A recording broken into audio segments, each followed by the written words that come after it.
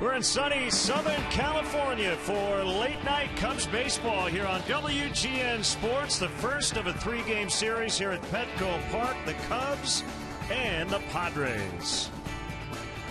Great to have you with us, Jim DeShays and Len Casper. After an off day yesterday and a 6-1 homestand, the Cubs get back at it, and a homecoming of sorts for Chris Bryant as he started in college here in San Diego. Yeah, a lot of family and friends will be on hand here today. His college coach will be here. He visited campus yesterday. How about his numbers as a junior? This is 2 years ago. He's probably getting ready for a conference tournament right about now. He hit 31 bombs his junior year, more than 223 Division I teams. That's rather Ruthian. Yes, and about a month ago he made his major league debut against tonight's Padres starter James Shields. Didn't go well in that first game. Not exactly a soft landing. Shields, one of the top strikeout pitchers in the league, gets a lot of swings and misses. That was the case in that game. Since then, Chris Bryant has been a quick study. He's made a lot of adjustments, had a very nice homestand. He's hit 4 home runs in the last 9 games, so this will be a good test today to see if he's able to make the adjustments against James Shields. He had to leave early on Sunday, feeling a bit under the weather, but he is in the Cubs lineup tonight. And while the Cubs were off yesterday,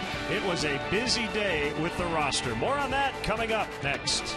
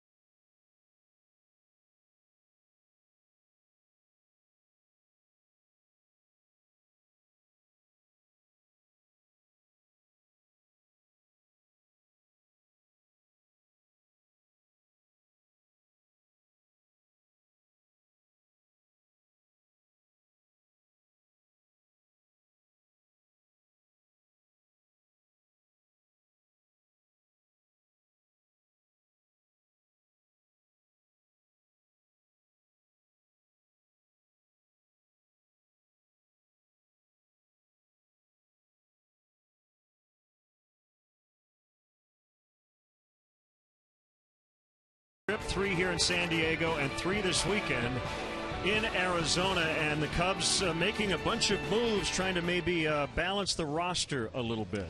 Yeah, they were a little thin on the bench, to say the least. They were playing with a 3-man bench over the weekend, 2 of which were catchers. So here are the moves. Tsuyoshi Wada comes in. He'll take a spot in the rotation as Travis Wood moves to the bullpen. Junior Lake back up from AAA Iowa. And Mike Baxter, a veteran left-handed bat, also added out. Phil Koch, designated for assignment. Brian Schlitter, the yo-yo, back down to Iowa. And Wellington Castillo, we wish him the best, traded to Seattle today for minor league relief pitcher. Yeah, Yoervis Medina, who will start at AAA Iowa, but we could see him here in the big leagues soon. We'll have Cubs baseball first pitch right around the corner from California. Watch your mind.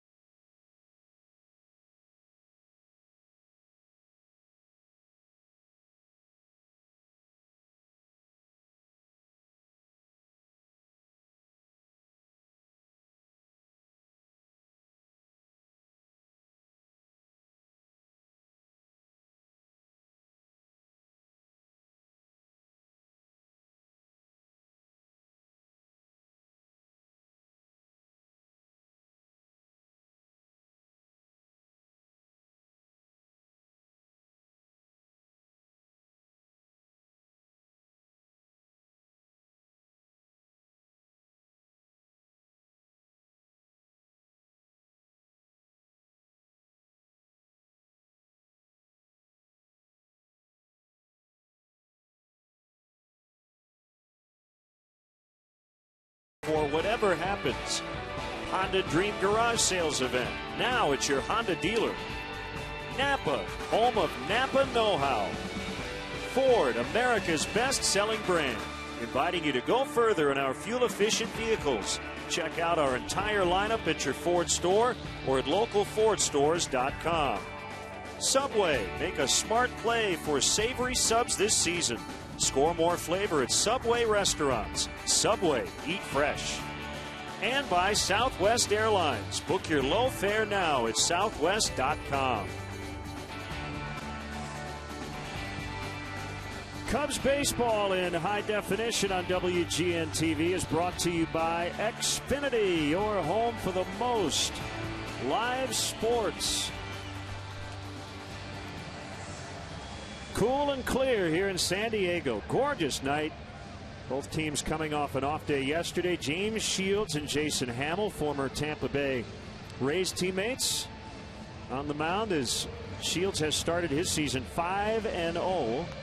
First year with the Padres. Let's look at the Cubs batting order against him, brought to you by Southwest Airlines. Book your low fare now at southwest.com. Fowler, Bryant, Rizzo, the former Padre, at the top. Castro, Montero, and Soler in the middle. Coughlin, the pitcher, Hamill off to a good start at the plate, and Addison Russell makes his Petco Park debut.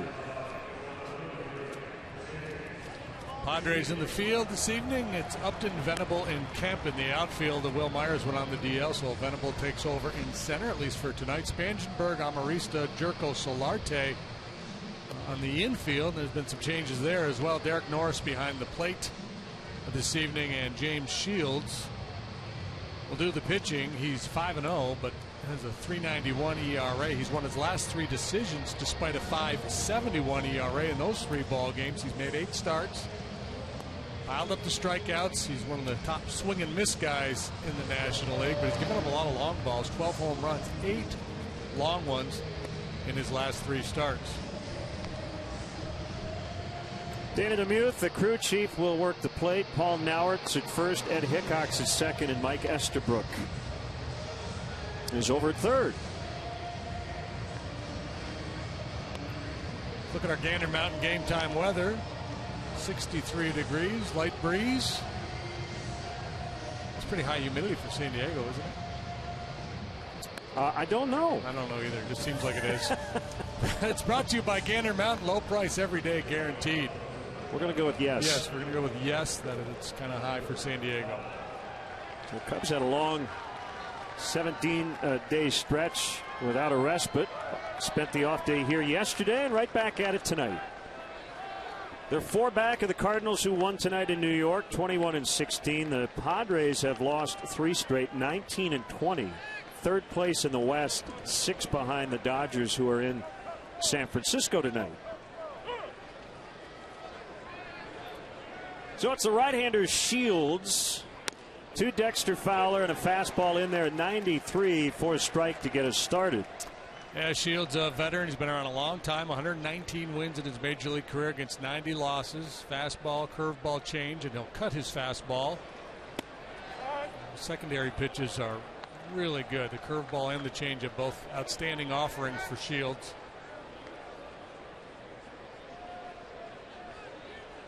Working with Derek Norris. That ball fought off foul by Fowler right above the third base dugout, occupied by the visitors. Padres took 2 of 3 from the Cubs at Wrigley Field in April. Things have kind of turned around for the Padres. We're used to seeing them pitch well and struggle offensively. It's kind of reversed itself here to start 2015. Yeah, been one of the better offensive clubs in the National League, but they have not pitched particularly well. Shields with a 2-2, and the breaking ball is low. Good take by Fowler. Chris Bryant, with lots of family and friends in the ballpark, is on deck.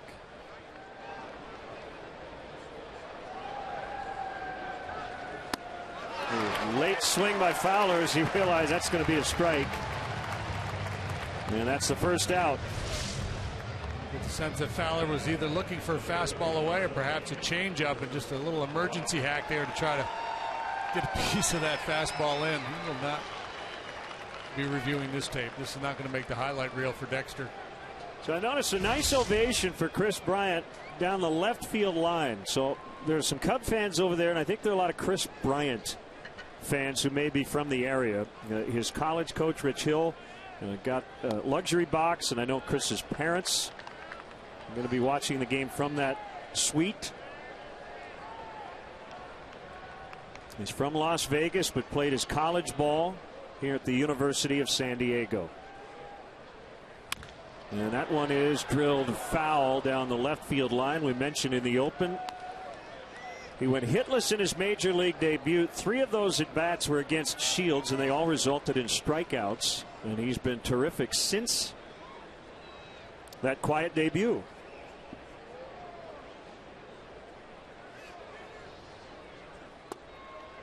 And that was a good pitch for Shields against Bryant in that game. That changeup inside. You look at the profile from his days at USD. The Toreros. 353. Just got better and better each year he was there. The home runs a school record. Minor league numbers 327. 667 slugging. Major league 291 batting average. Getting on base at a 426 clip. He has hit at every level. Off the plate outside.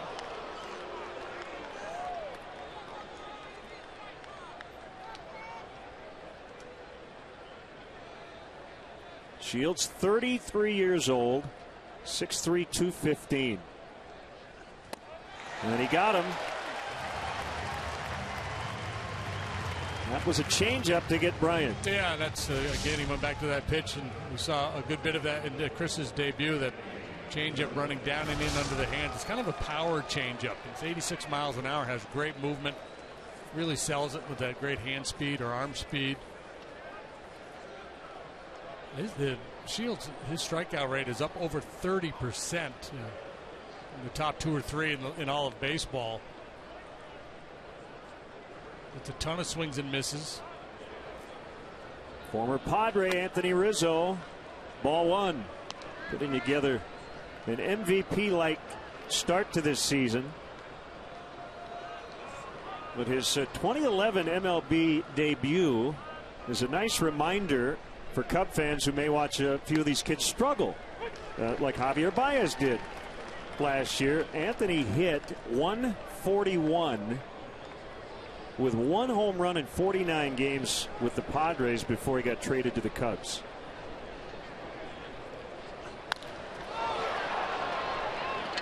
And that's caught by Matt Kemp, who barely had to move. A 1-2-3 top of the first. Padres coming up when we return.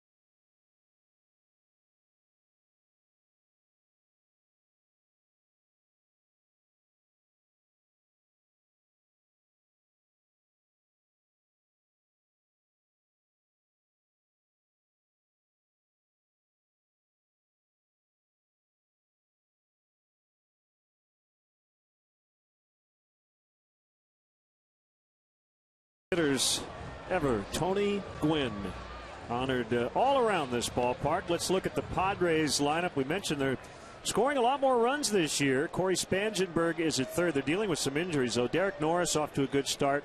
Matt Kemp, Justin Upton hit 2 homers on Sunday. Yangervis Solarte at first. They're really banged up there. Venable, Jerko, Amarista, and the pitcher Shields. And Jason Hamill, he says, let's go. Had an off day yesterday. I'm ready to pitch. I'm not going to wait for Len to finish the lineup. 1-0 on Spangenberg. Now 2 balls, no strikes. Well, Jason Hamill anxious because he's been really good. 3-1 with a 3.11 ERA for the year, and over his last 4 starts, a 186 earned run average. He's faced the Padres a lot in his career. That ball driven out into deep left center. Fowler makes a grab on the move.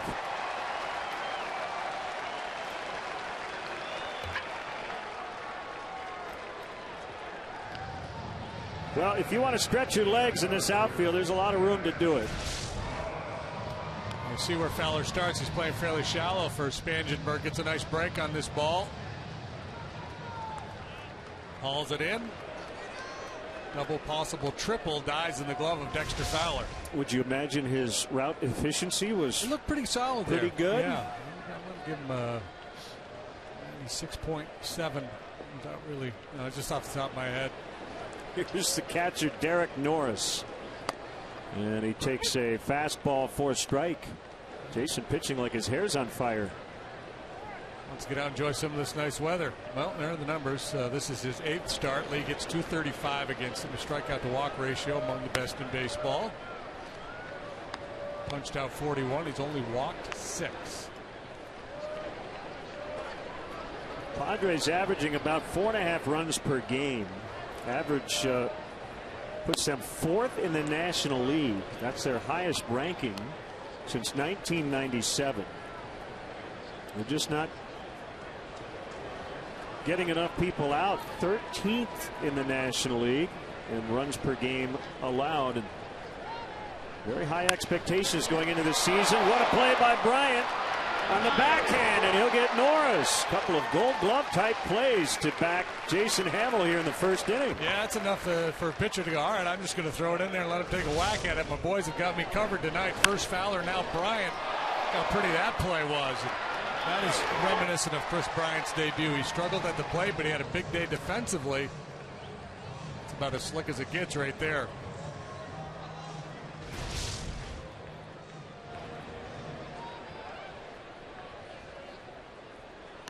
Now Kemp, yeah, hard to believe he only has 1 home run. It came off Kyle Hendricks at Wrigley Field on April 18th. And a strike called. They're without Will Myers. He just went to the DL today with a left wrist issue. Yonder Alonso has a shoulder injury. He's on the DL. Brandon Morrow, one of their starters, is out. There's Alonso. And Kemp thought about it and was able to hold up.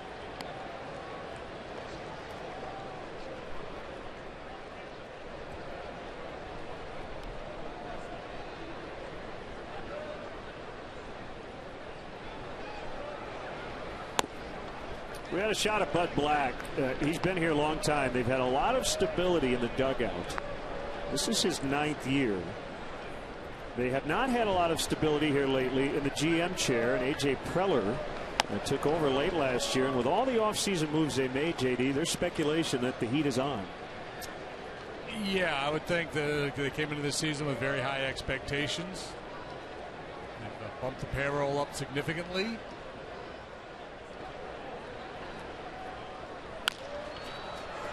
Bryant right near the bag. That's a fair ball, and that's the inning.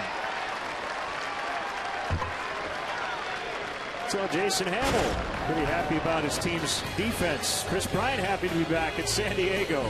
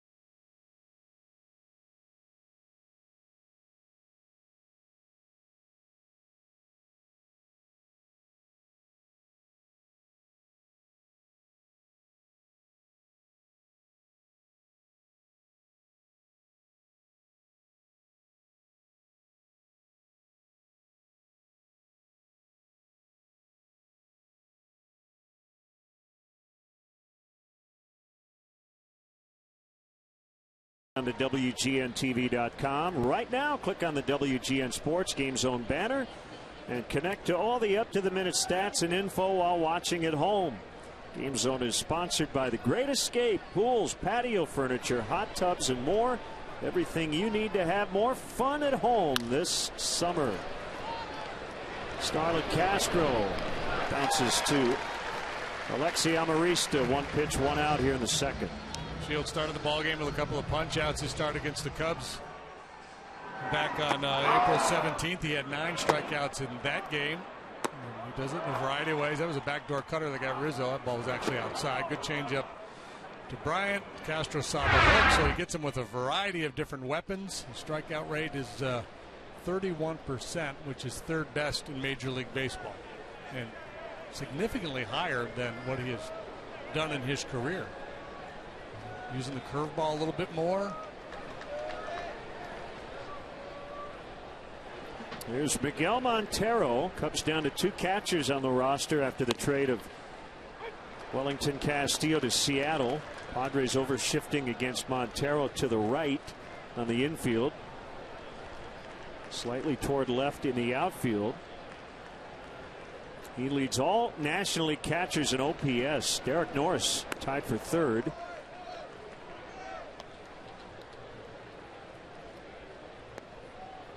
So David Ross has only started in John Lester games to this point, but Joe Maddon seemed to indicate that he might get some starts against left-handed pitchers that Castillo had gotten earlier. Yeah, I think that would be the case, and I don't know. I suspect Montero will occasionally start against left-handed pitching, but expect to see David Ross in there against southpaws.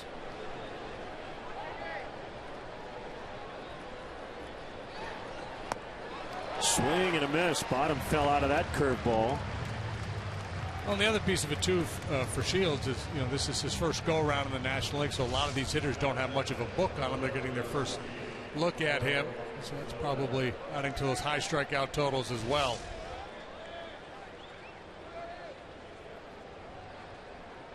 He got a 4-year, $75 million contract in February, largest free agent deal in Padres history, as he faces Jorge Soler, batting 6th in the lineup tonight.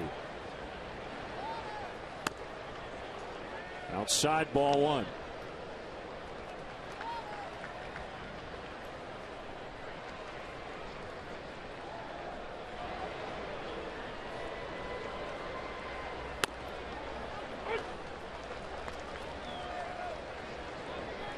Shields has been a workhorse in his career. 30+ starts pretty much each and every year, 200+ innings. I think Norris got cocked on the head on the backswing by Soler. It's happened a couple of times with Jorge at the plate here lately, so those catchers may want to back up a little bit. Big swing, big long finish.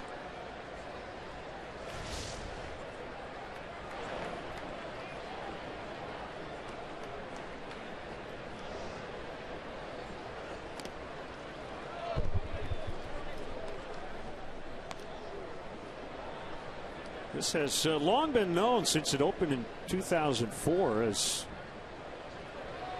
a big-time pitcher's park. It has not been the case early on this year. A lot more home runs than people are used to seeing. Called strike 3, but if you don't put the ball in play, you can't hit a home run. And 4 strikeouts for Shields through the first 2 innings. Scoreless early. Don't be afraid to try the greatest sport.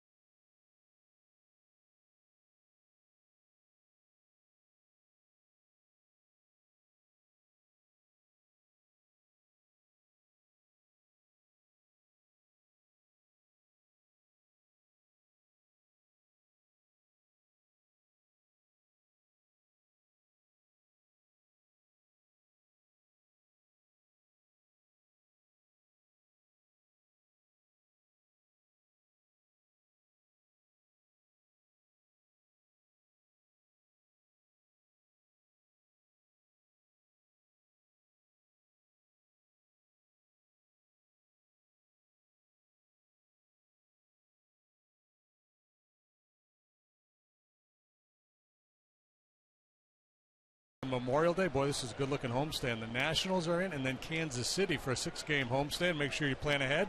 Go to Cubs.com and get your tickets today. Jason Hamill with a breaking ball strike on Justin Upton, who's already hit 10 home runs, 8 of which have come here. The club record for home runs here at Petco, 15 by Will Venable a couple of years ago, so that could be in jeopardy. Upton, as a visiting player, always had success in this ballpark, so he's been able to shrink this big yard.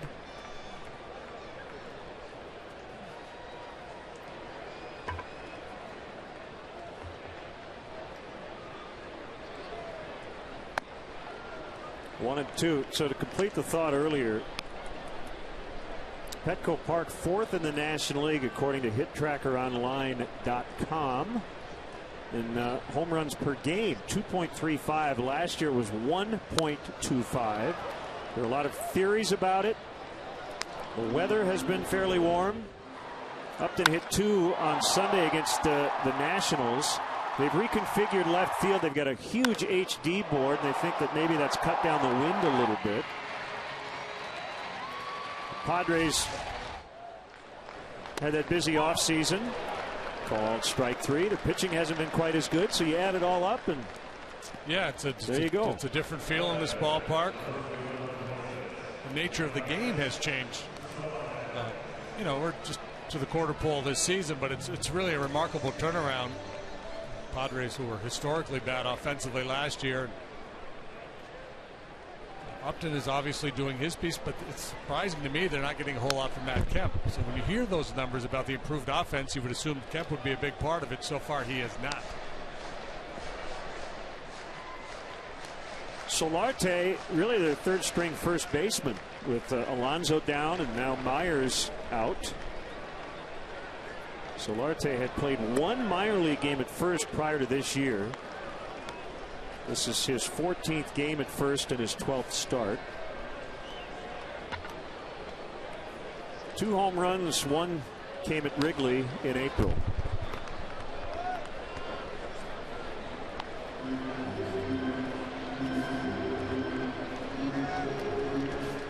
Well, James Shields and Jason Hamill started every game in baseball every day of every year. They would not have put in the pace of play rules. Wouldn't have needed them. Guys have been all business, haven't they? As Rizzo will take it to the bag unassisted.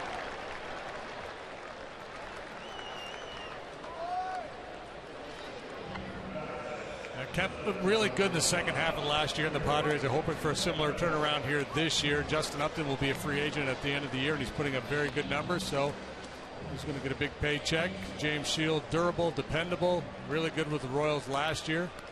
And the trade they made right towards the end of spring training, Craig Kimbrell, one of the best closers in the game, to help solidify the bullpen.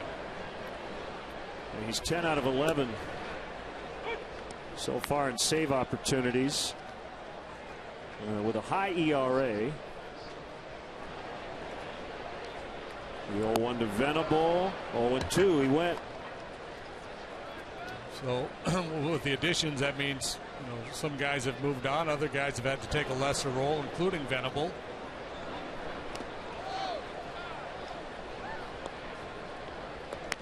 Was it 2 years ago? He kind of had a breakout year, and you thought, okay, here he goes. He's really going to take off, and then took a step backwards last year. He hit just .224 last year. Oh, look out! Hamill got hit by the broken end of that bat as the ball ended up in the glove of Chris Bryant to end the inning. And boy, Jason saying, I am really lucky. That bat shattered, and he's fortunate the sharp end didn't pierce him. Look at that thing. Yikes. 0-0.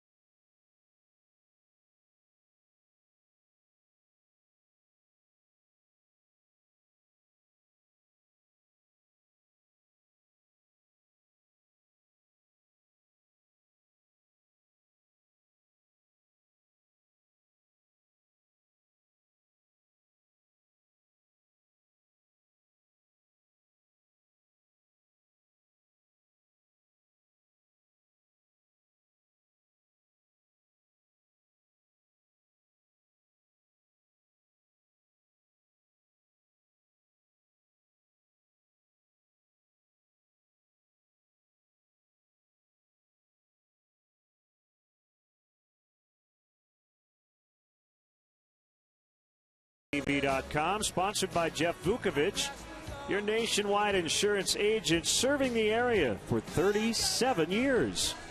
To join the nation, contact Jeff at jeffvuk.com. Nationwide is on your side.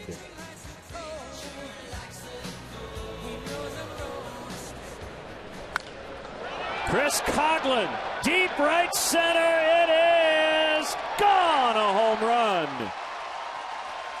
The first hit of the ball game leaves the yard.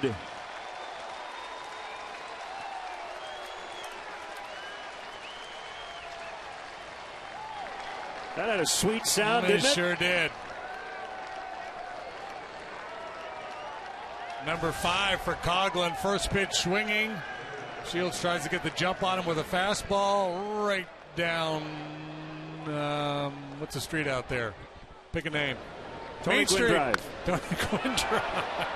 It is here, one of these streets. Right. Yep. Boom. Well, it's amazing. We talk about the unpredictability of baseball, but sometimes the numbers, follow form, don't they? Shields has been a big strikeout pitcher. He's got 4 of those already. He's also now allowed 13 home runs. And Coghlan 6 out of 16 against him in his career. So that's Coghlan's 5th.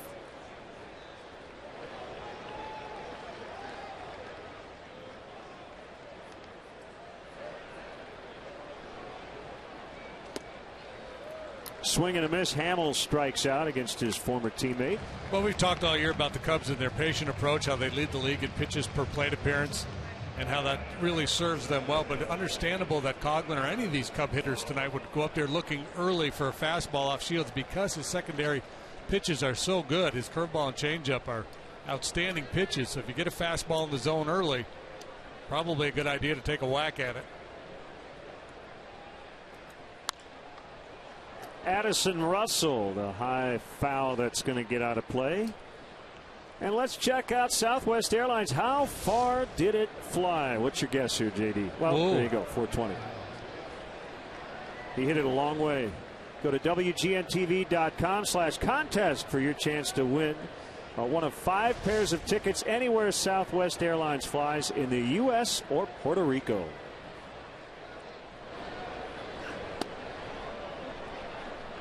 Coghlan's having a weird year, isn't he? Not hitting for average. He's hit into a good bit of bad luck. But the power has been impressive. Tough start for Norris. That hit on a backswing, and that foul ball caught him in a tender area, I believe. He got him on the thigh above the right knee. Right on the knee. Man.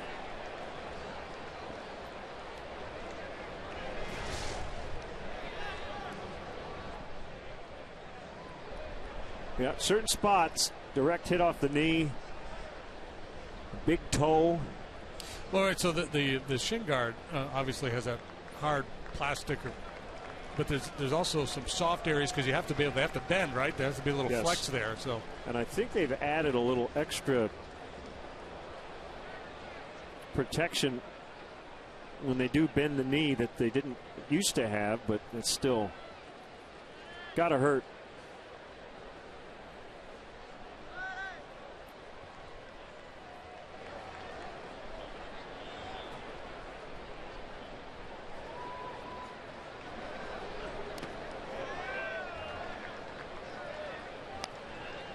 It's interesting, I think it's coincidence more than anything, but maybe not.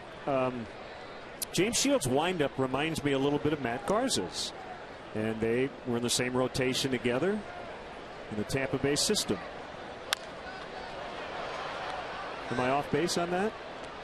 Just literally the windup. I think the upright nature, the way how he stands so tall, that's Garza-like.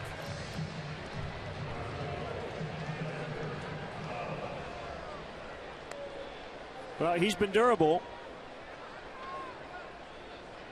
And you can pretty much count on 200-plus innings, if not 220, 230. He's the only pitcher in baseball to go 225 or more each of the last 4 seasons.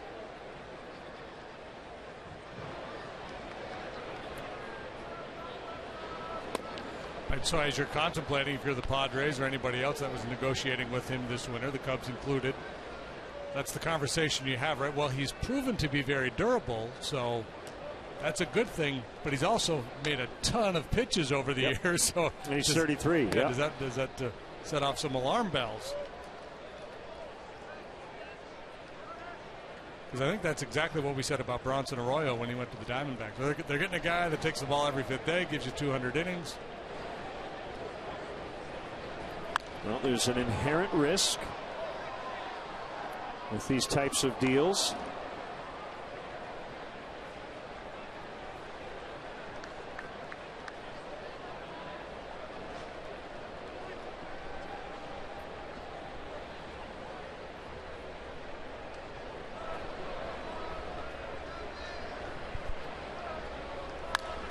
That ball hit deep to right, way back toward the wall. Out of here. They've gone deep twice here in the 3rd.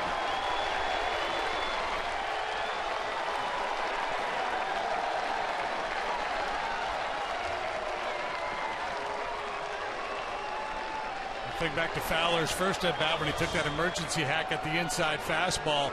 They try to go back in there. This time he's ready for it and juices it. Number 4 for Dexter.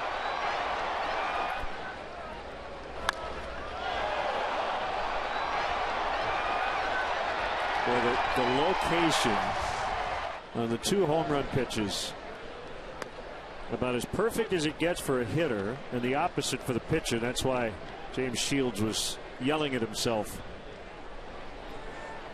Yep, yelling at himself and also probably cursing his fate, saying, man, can't I get away with a mistake here?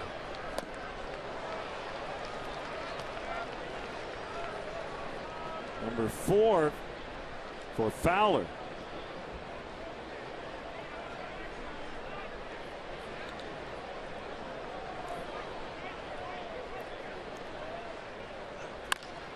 On the ground, backhanded by Spangenberg, and the inning comes to an end as Shields just yelled loudly into his glove.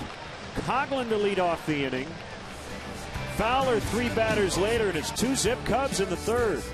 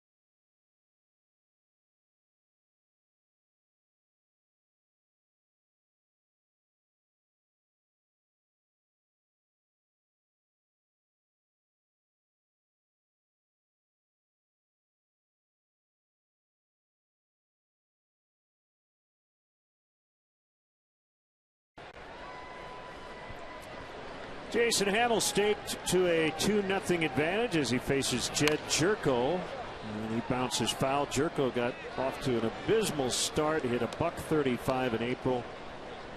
.351 so far to start the month of May.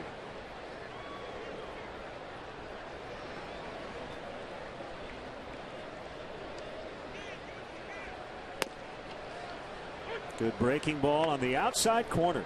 It's 0-2.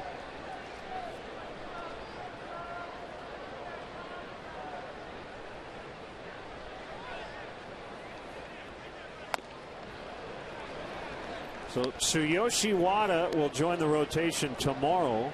Travis Wood is in the bullpen. I mentioned Phil Koch designated for assignment. Brian Schlitter back to Iowa.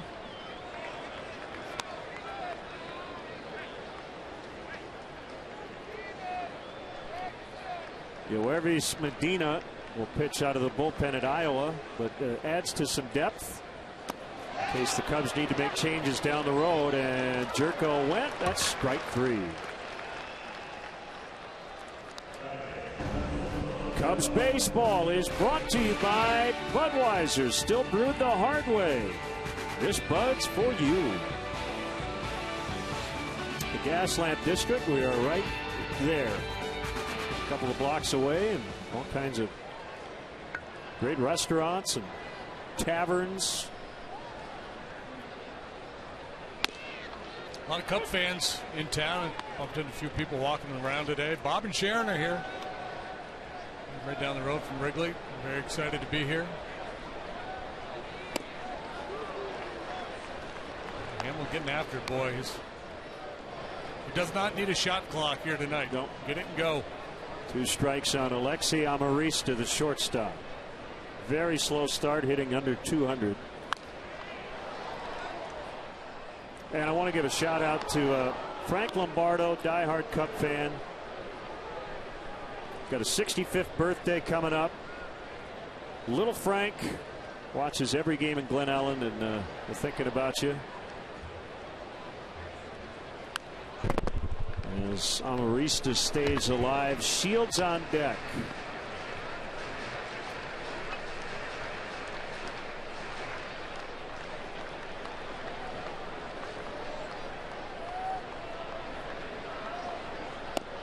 Good try.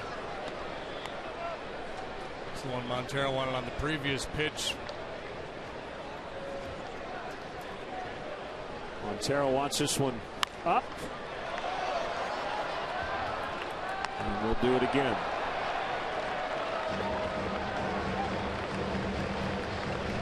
Marlins are 0-2 under their new manager, Dan Jennings. Beaten in extras last night, and in regulation tonight against Arizona. As Castro will get Amarista. This season at Wrigley Field, the Cubs will feature Budweiser Bleacher Friday, starting with Beach Bash on May 29th. All Bleacher fans 21 and older will receive a pair of summer sunglasses for the game while enjoying special entertainment, music, concessions, and a beach-themed post-game party in Wrigleyville. Visit Cubs.com.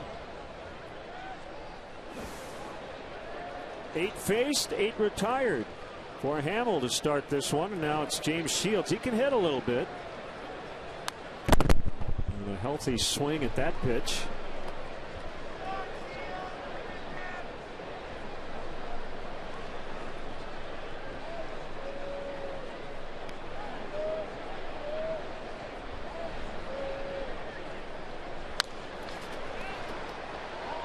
No play for Rizzo.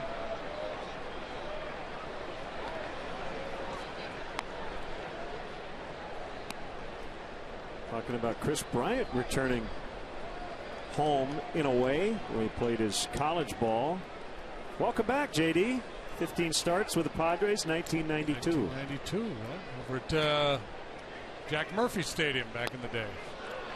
Hamill strikes out Shields, no hitting the Padres. He's been perfect through 3 and getting a lot of help, as we mentioned, from that defense as well. 2-0 Cubs.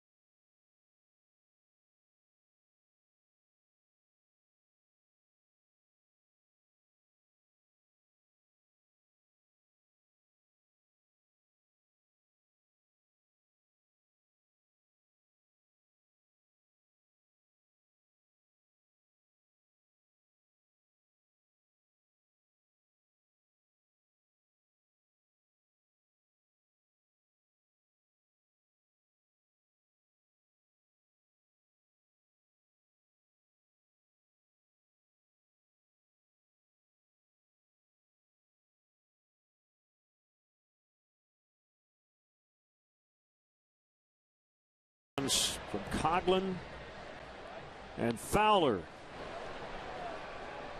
Anthony Rizzo started his pro career in the Red Sox organization, traded here to San Diego and then to the Cubs, and again that's how his big league career started. So keep that in mind. What's Theo's line? It's not always a linear path. Oh God, you think about Mike Schmidt, start of his career, really struggled.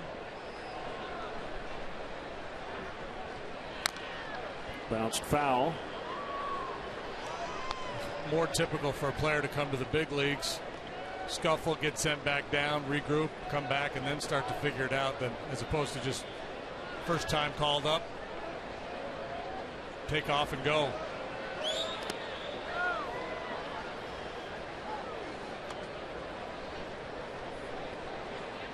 Shields pretty intense out there. He kind of has that John Lester perfectionist thing going. Big game James. Good changeup.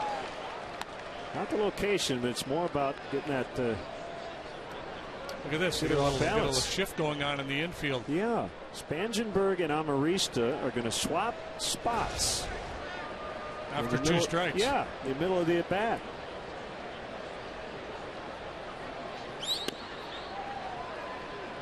It's like they're going in motion. It was like a football. I was going to say it's like an audible or something.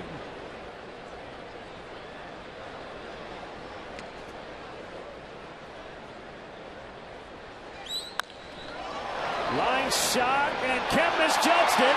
It's going to get to the wall. Rizzo on his way to second. And then he'll have a double ball that should have been caught. However, it was absolutely massacred by Rizzo. Wow. That ball was blistered. Anthony, even in a Cub uniform, had not had much success in this ballpark. Just a 179 average in 10 ball games. So maybe some lingering effects from his struggles when he first came to the big leagues with the Padres. But he crunched that one, and it was a big concern for the Padres. They knew they'd get production out of that outfield, but a lot of people around baseball thought they might have to make some adjustments over the course of the season because just not really good defensively out there, and that's proven to be the case.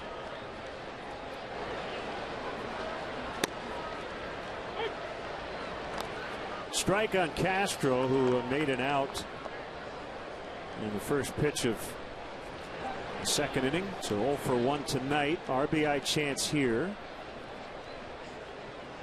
If you look at some of the advanced metrics, defensive runs saved, things of that nature, Padres outfield well below average.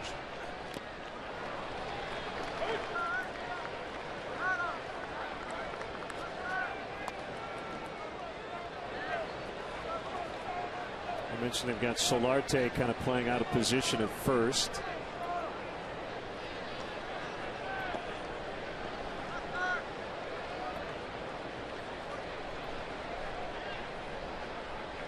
Two strikes on Castro, and a swing and a miss, strike three. So his recent struggles continue.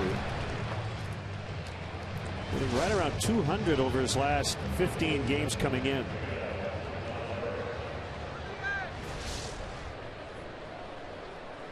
Well, contrast that approach with two strikes from what we see from Rizzo when he's got two strikes. How Anthony gets real quiet with the lower body and just uses his hands. Starlin still with that big leg kick, that big load. He's got a whole lot of movement. No chance he's going to hit that right-handed breaking ball away. Montero deep to left. Upton will make the catch, and Rizzo's got to hold it second.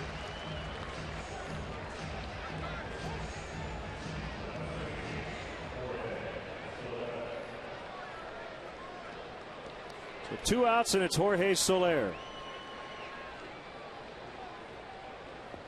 Mentioned the Cardinals a winner earlier, 10-2 at New York. Michael Wacha is 6-0.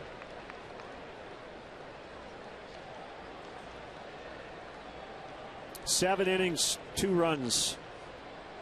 As he beat John Neese. Neese gave up 8 runs in 5 innings.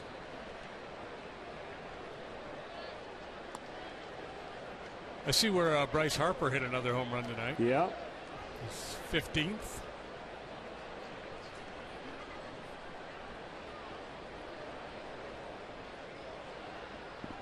Nationals a winner in 10, 8-6 over the Yankees. Lofted into right center. Venable underneath, and the inning comes to an end. Hamill back to work in the bottom of the fourth. Cubs lead 2-0.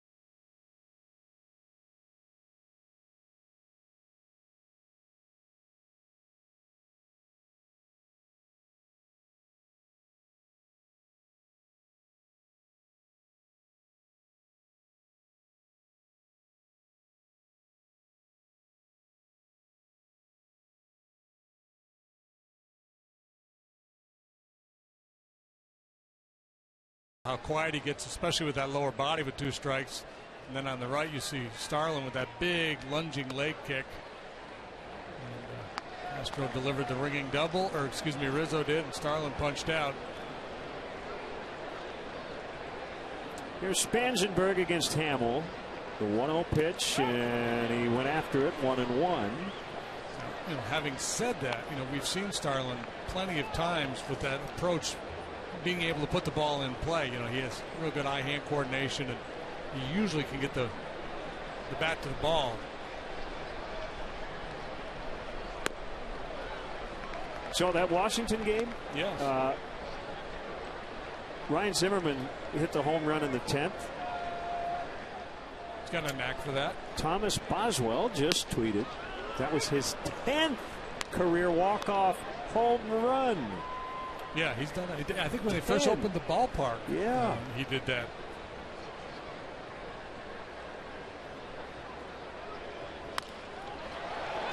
Caught by Castro. Hardest hit ball off a Padre bat so far against Hamill.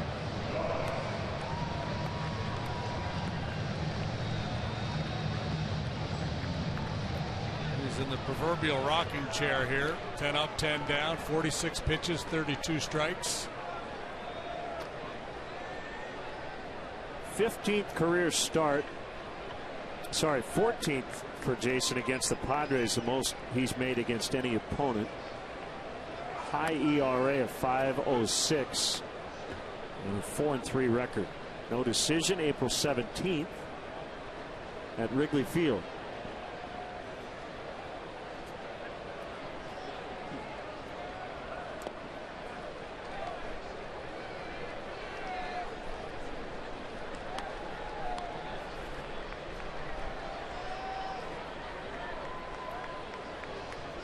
Last start against the Mets, outstanding. 8 innings, 5 hits, 1 run. Walked 1, struck out 6. Slider strike.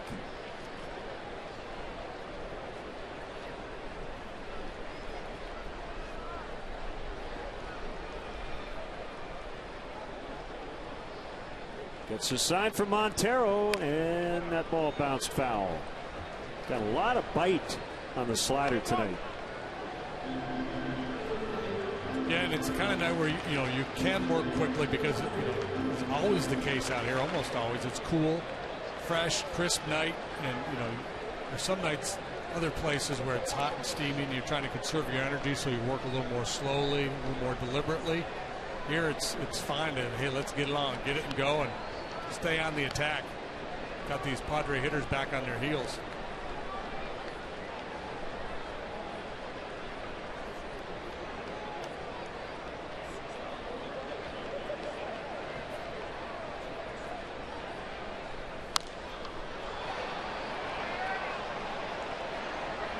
Work the top of the zone with a four-seam fastball. He'll throw that sinker down and in.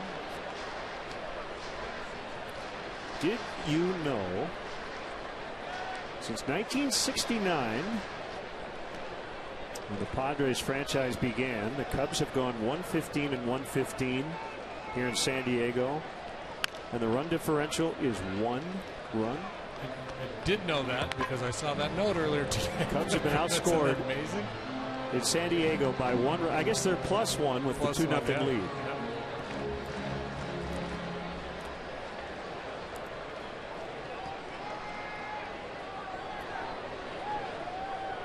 That's kind of wacky. It is. A fastball, he just blew it right past him for strike 3. Fourth strikeout of the night for Jason Hamill. Worked him over pretty good. He was able to foul off that high fastball this time. Busted by him just about thigh high.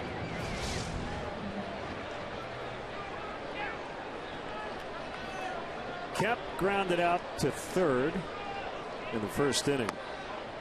That misplay in right did not cost his pitcher a run, as Rizzo ended up stranded at second.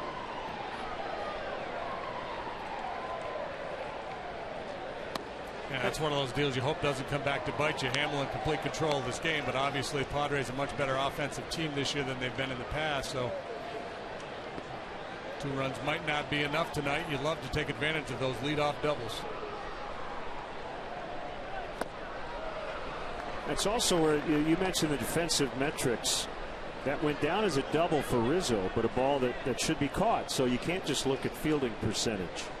That's why I like defensive efficiency, that team stat, balls in play that are turned into outs. 2-2. He's got it going on. Yep. He doesn't use his changeup all that often, but the previous pitch, 2 pitches ago, was just nasty, and then the elevated fastball to get the swing and miss. Here comes the slider. Ground ball, but right into the shift as Russell is playing almost behind second base. 4 innings of 1-2-3 work for Jason Hamill to start it. 2-0 Cubs.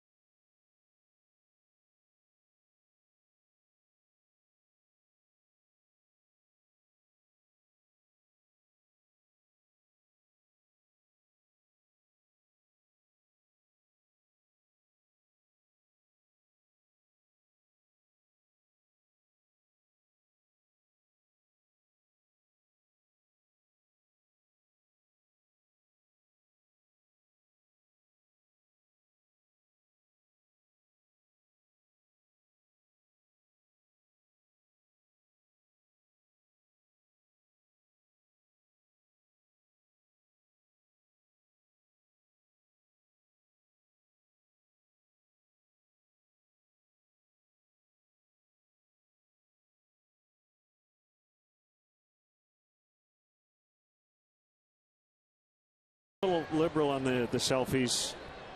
You could just take a picture of somebody holding a Cubs cake and we'll call it a selfie. But you get the idea, right? Hey, what's it called if somebody takes a picture? I guess it's just a picture. Chris Coughlin. We come up with a fancy name for it if you'd like. Yeah. A takey?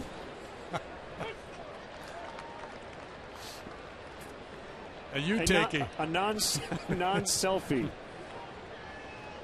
Coughlin hammered one into right center for a home run his first time up.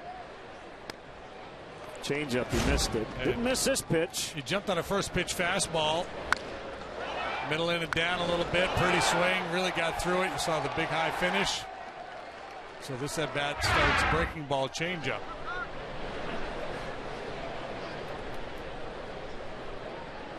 Average went up 8 points as a result of that home run. 1 ball, 2 strikes now. Shields from Southern California. And he talked to the Cubs. I think it was kind of close. Chose the Padres late in the offseason.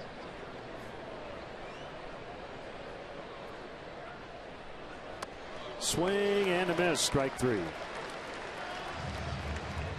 7 for Shields.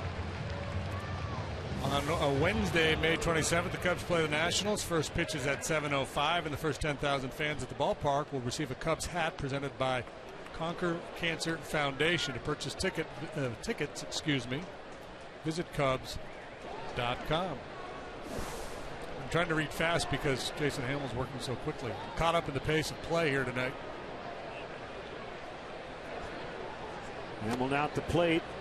Swing and a miss. So if you believe the reports, right around the time Shields signed, he got 4 years, $75 million from the Padres. The Cubs had reportedly offered 3 years at about 60. Trying to think, was it Zach Greinke? You never hear a guy say, I signed because they paid me the most. But I thought Greinke said that when he signed with the Dodgers. Did he? For him? Which I loved. So why'd you pick this team? Well, they paid me the most money. Because you never hear guys just flat out say it. That's what a lot of people do in the real world, in the job market. Somebody's going to give you a big bonus. Well, I like this team and I like that team, but they paid me $10 million more than I was offered from anybody else, so that's why I signed. Happy to be here, though.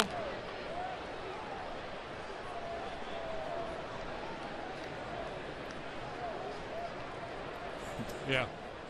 Now, having said that, I do agree that there are times when the guys will leave some money on the table because they like the situation, and right. With a certain team, they like the ballpark, they like the city, whatever it is. And the money, let's face it, the money at this stage for most of these guys is just points. I mean, it's like they want to be loved. This guy got this much love. I want that much love. Yep. The buying power doesn't mean that much once you've made $185 million.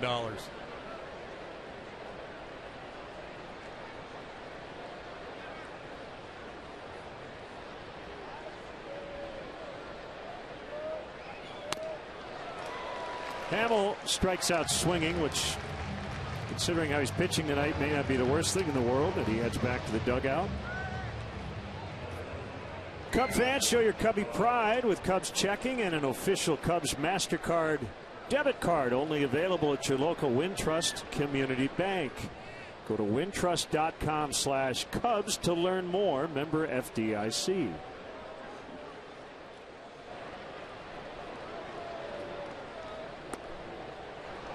We need a study or a stat or something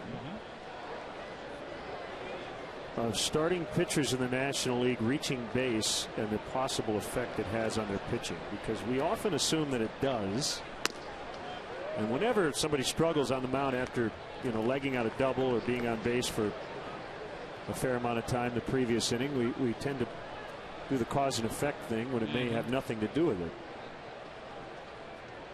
But if you had a big enough sample over a long enough period of time, you might be able to draw some correlation. But I talked to Jake Arrieta, and he rides a stationary bike when he pitches between innings just to stay warm. So, who knows?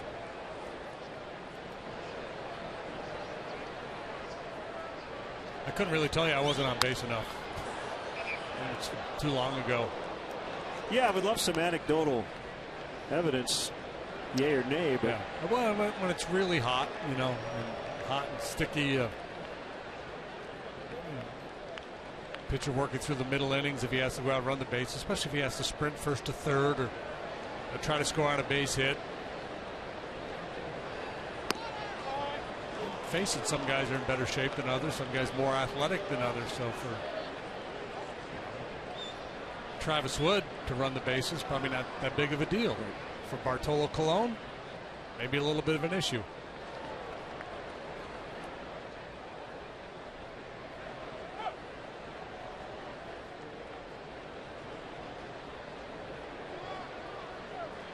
Full count, 3-2 on Russell. 2 outs, 5th inning. Cubs lead on a couple of solo home runs. Here it is. Good eye. Stop. Maybe he had strike 3.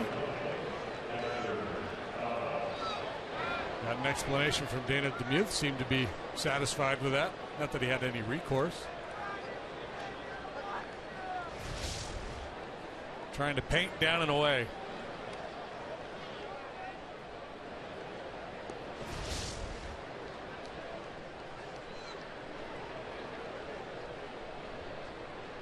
The big game James tag really gained traction in 2008. So he was at number 2 behind Scott Kazmir, and the Rays went all the way to the World Series.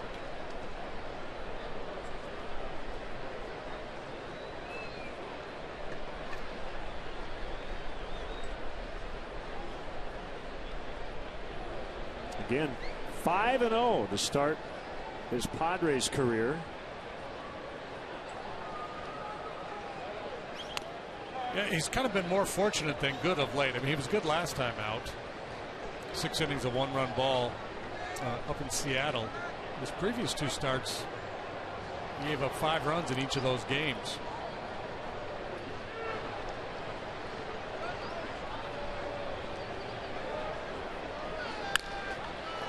On 2 bounces to Amarista, and he'll get it to Solarte in time. And the inning is over. Bottom 5, Cubs 2, Padres nothing.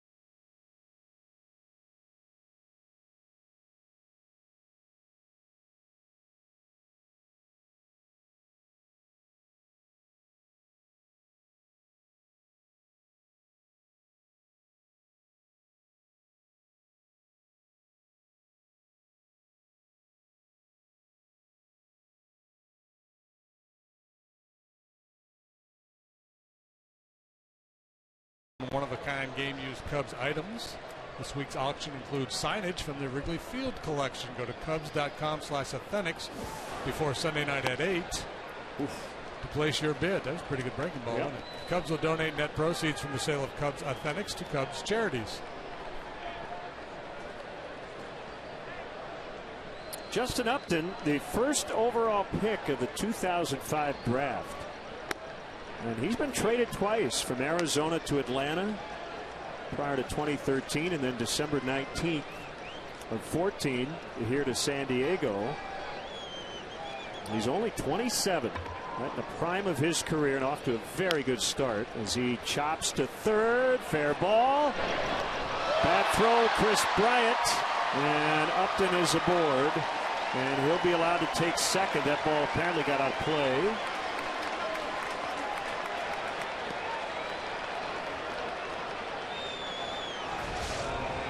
I assume that's just simply a two-base error on Bryant.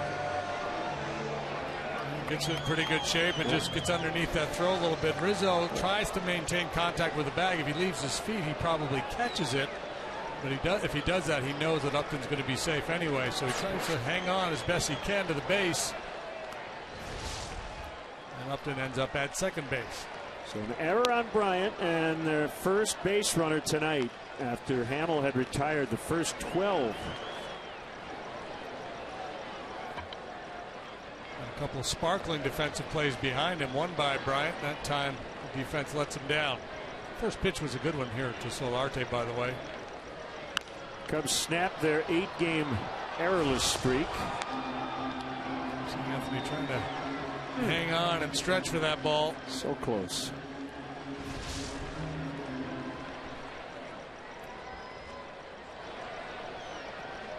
Solarte, switch hitter.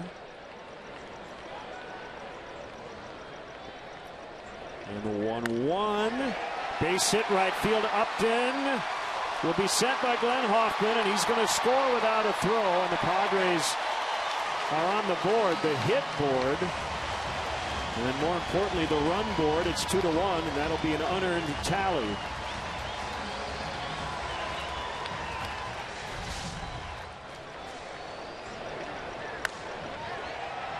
Solarte out in front of that breaking ball, pulls it to right field with Soler having to go so far towards the line to get that one. Made it easy for Hoffman to give Upton the green light there. Send him on home with the Padres' first run.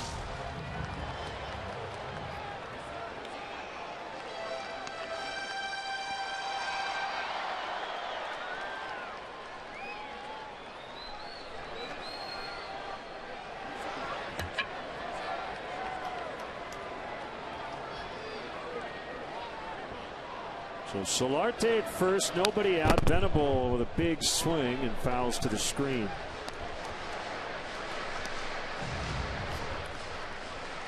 He is now 1 for 18 against Hamill after popping to third in his first trip.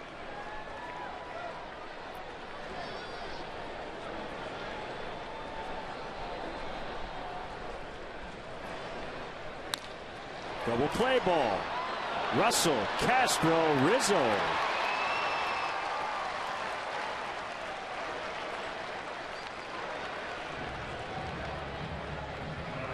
And it is the 5th inning, and it's brought to you by Fifth Third Bank, the Curious Bank.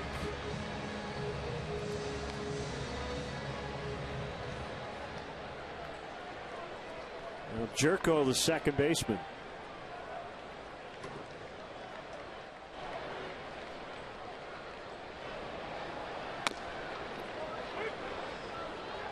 In there for strike one.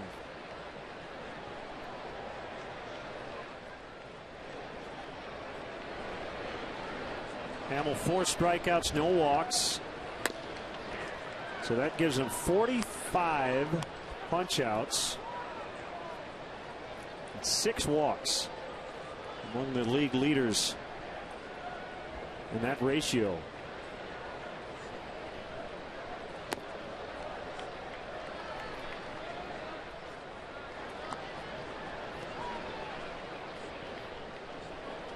It's Cubs starters in WHIP, walks and hits per innings pitched, under 1, 0.99 coming in.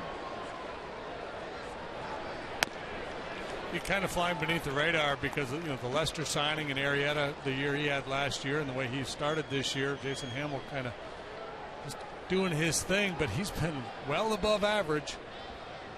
Came in here with a 3.11 ERA. Swing and a miss, strike 3. His 5th punch out. Padres get an unearned run. It's 2-1 Cubs after 5.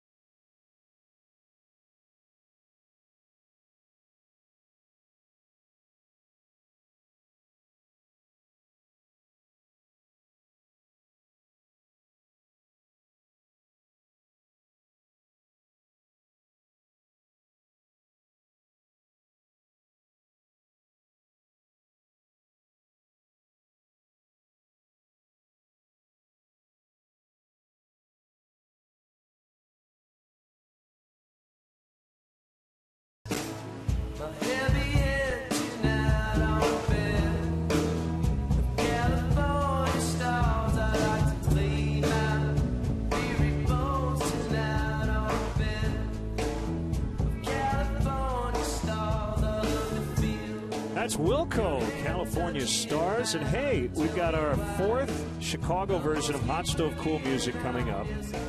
July 9th, that's an off day for the Cubs. Thursday night, we're going to be at Metro on Clark in Wrigleyville, and it'll benefit Theo Epstein's foundation to be named later. Tickets go on sale, metrochicago.com this Friday at noon.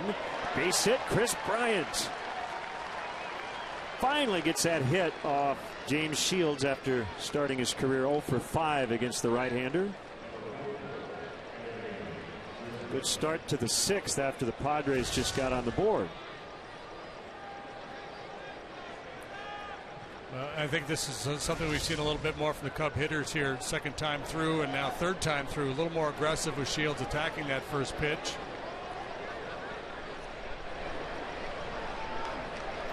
Here's Rizzo. We have a star-studded lineup for Hot Stove Cool Music, and we have a headliner to be named later. Kind of a... We'll keep you posted. It's not like a minor leaguer to be named later. It's like a surprise boom. Yeah, it's like an all-star, maybe even a Hall of Fame caliber headliner. I'm intrigued. Okay. I hope he can make it. Believe I will. Might have to get Joe up there. Don't you think Joe would be good with a tambourine? Oh gosh, yeah.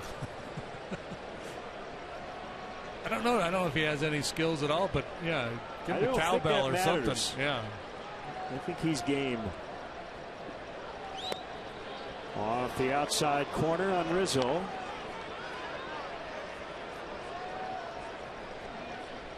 Telling stories in the manager's office today. The story doesn't matter, but the term does. This was 35 years ago or something. Some guy said you have a daring soul. Is that what the term was? I think that fits Joe, doesn't it? Yeah. Daring soul. I like that. He's not afraid.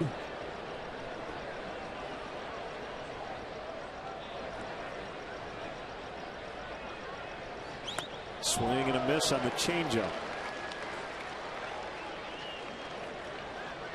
And now with 2 strikes, the Padres will do the shift that they employed against Rizzo the last time he was up. Well, you know, he'll try to push a bunt every now and then that way. So that must be why they keep Spangenberg over there, because he's used to making that play on the bunt, the charge play at the third baseman, I'm guessing.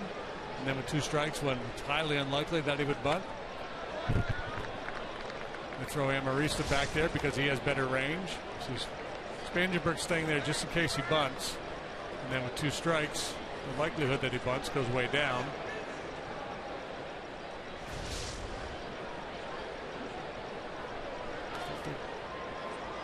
Norris should come out from behind the home plate and yell, "Omaha, Omaha," or something.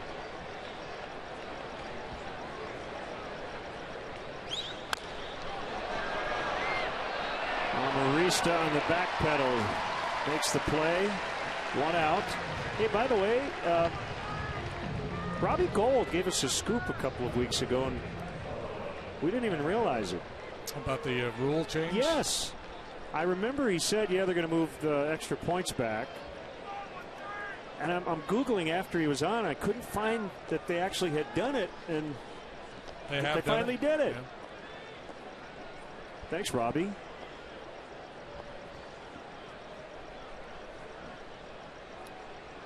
It piqued my interest. So 15, I believe, for extra points. So that would be like a 32, 33-yard try.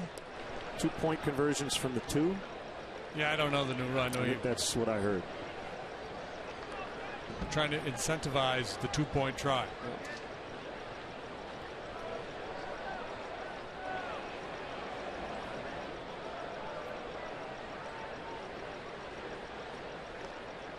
See, now if I were running that league, I would have a rule where you'd have a range of kicks you could try. Between 1 and like 3 points. You could go back and kick a 50-yarder if you wanted for an extra point. You go for 3. I like it. Or maybe 2.5. 2.5, so it'd be like a tiebreaker. But then point spreads would have to be a quarter of a point. Yeah, because people do tend to wager on football on occasion.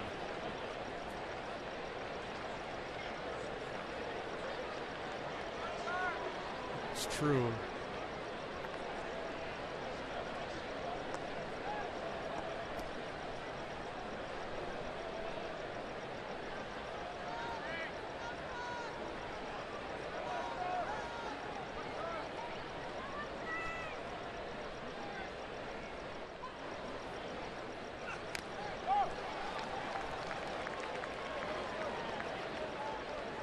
Starling nothing for 2 tonight. Grounded to short, and then he struck out last time after Rizzo hit the leadoff double. He chased a breaking ball out of the zone.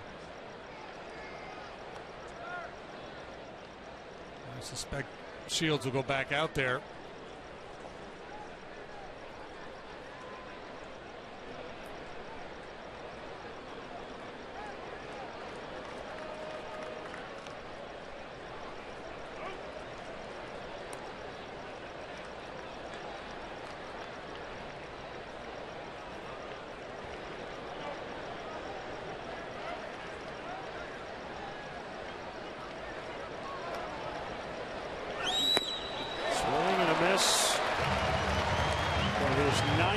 Strikeout.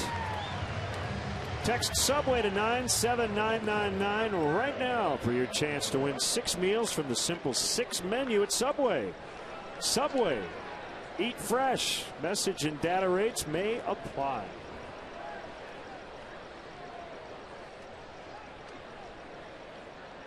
Montero has struck out and flied to left.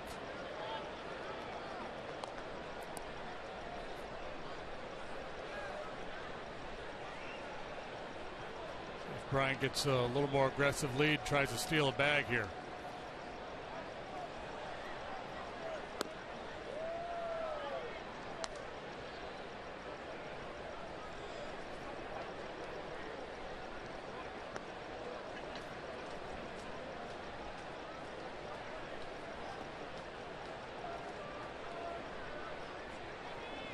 Cubs got that leadoff double from Rizzo in the 4th, couldn't convert. Bryant leading off the 6th with a single. And a big cut and a miss. by Montero.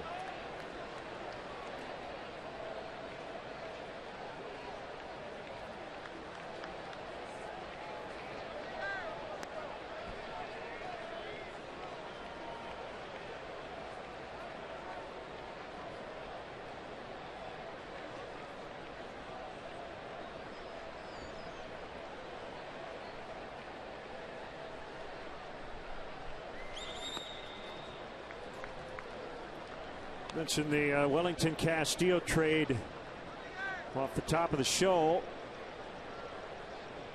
Mike Zunino went 0 for 4 tonight as the Mariners lost in Baltimore. He's down to 173.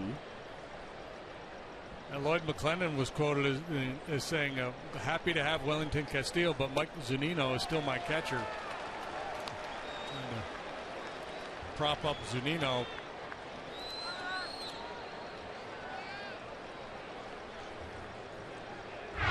And Yoervis Medina goes to Iowa. Velocity down maybe a couple of ticks, but a fastball slider guy, and could figure into the big league bullpen mix at some point this season. We've already seen a lot of tweaks out there in the pen. 2-2 the count. Bryant takes off. The pitch is high. The throw on a bounce is late.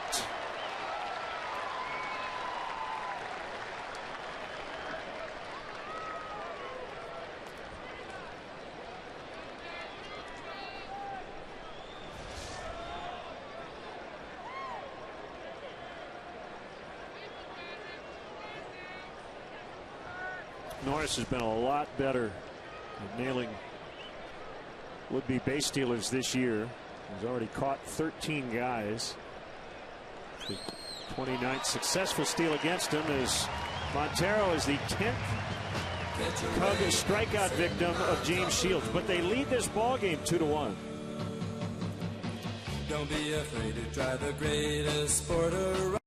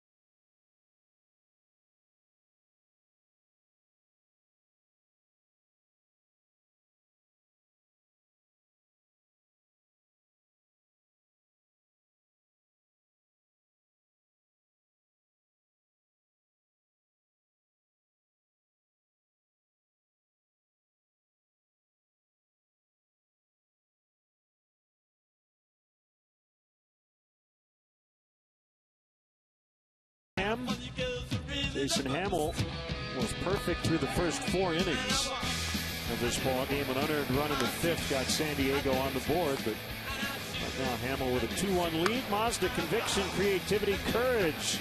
This is the Mazda way. Unfortunate to get out of the way earlier on a broken bat. That helicopter toward the mound and looked like it just got a piece of him, but nothing serious. 5 innings so far tonight. No earned runs. He's lowered his ERA to 3.04. At least it looks like he's committed a bunt here, at least for a couple of pitches. Earned run average, good for 15th best in the National League, right between Johnny Cueto and Madison Bumgarner. It's pretty good company. 2-0 on the way. Amarista into the left field corner, twisting out a play foul.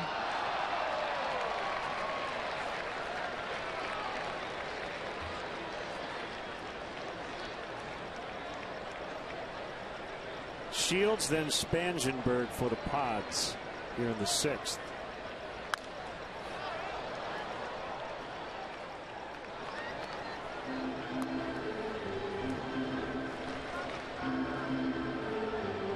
As a pitcher, your goal is to post a 0 every inning you go out there. When you're facing 8-9-1, you feel like you should post a 0.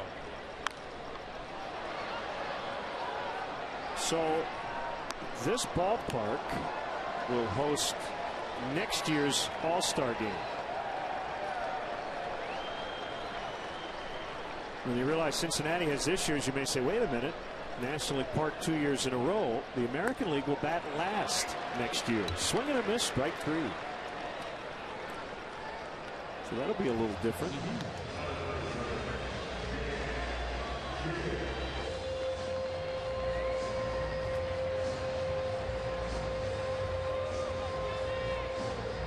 Where was it last year? Minneapolis? That sounds right. Yep.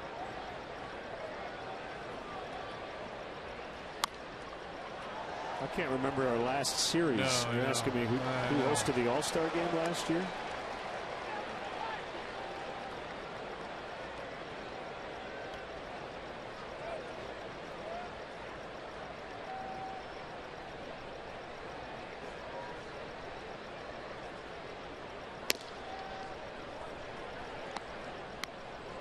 That leather at 93. He's been 93, 94 tonight. Slider, curve, and an occasional changeup. Into the left field corner. We mentioned Shields can swing it a little bit. And he has the Padres' second hit and their first extra base knock, and he's in scoring position. Expectation of a 0 going up on the scoreboard certainly changes when the 9-hole hitter hits a double. Maybe Shields will be tired from running the bases. There you go. Second career double for Shields.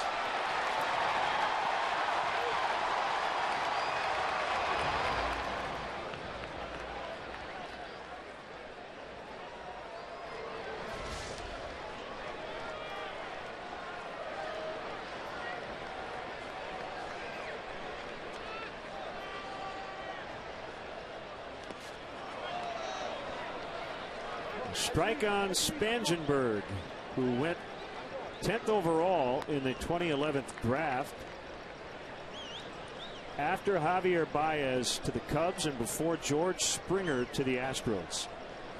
So that tells you what the Padres thought of Spangenberg when they drafted him.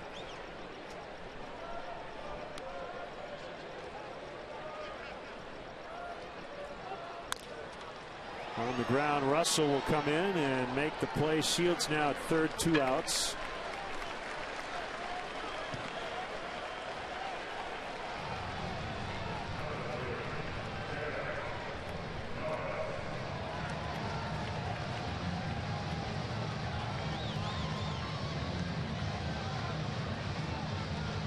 Pretty good draft. Garrett Cole went number 1, Trevor Bauer 3, Dylan Bundy 4, Anthony Rendon 6, Archie Bradley 7.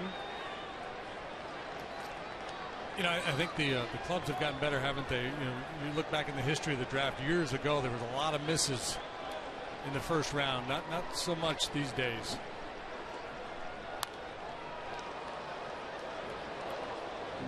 Haven't seen Francisco Lindor yet at this level, but he was the 8th overall pick of the Indians, switch hitting shortstop. Yeah, they expect him to be a star. He's still only 21.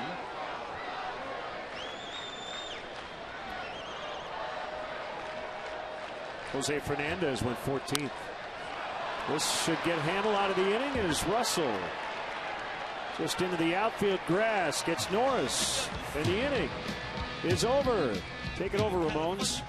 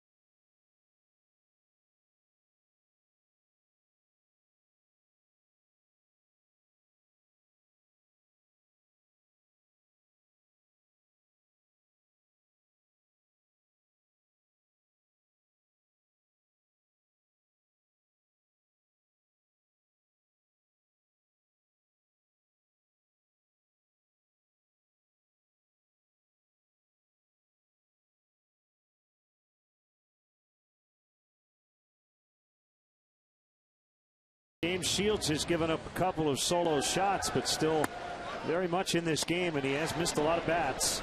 Yeah, as advertised, swings and misses been a big part of his game. Curveball, fastball, changeup, all part of it tonight for Shields, as it was the last time we saw him. This was Shields and Hamill. It's actually a rematch here this evening, and both guys really have it going on.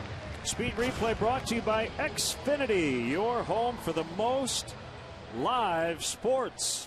That's 19 punch-outs for Shields in 12 innings of work against the Cubs so far this year.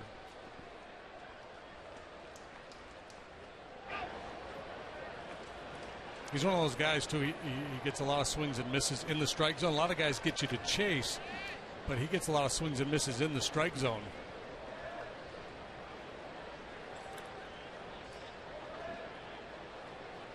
Soler takes ball one low and away. I know you got out on the links yesterday. How'd you hit him? Hit him pretty good. You know, for me, I always have to qualify that. Where did you play? Played at a place out in East County here called Steel Canyon. Keon was impressive, and then Ron Coomer rounded out our group. Coomer can really play. Keon Dolachahi, our associate producer. Right, Ron told me what he shot. I want you to tell me, see if it matches. Do you know? I know he broke 80. Okay. Yeah. He said he shot a 77. Yeah. He didn't say it with any sort of, like bragging. He just kind of threw it out there. Said that was okay. He must be pretty good. Yeah, he is. Drops a 77. He wasn't making a lot of putts either. Strong, he's got these. He's a hitter. He's a beast. Just a little short swing, and he hits it 300 yards. Telling Pat Hughes how to hit a sand wedge. 2-2.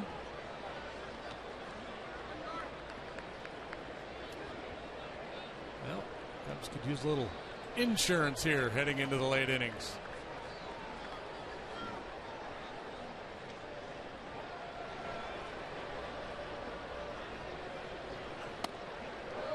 Good take. Shields really flying off the mound here the last couple of pitches.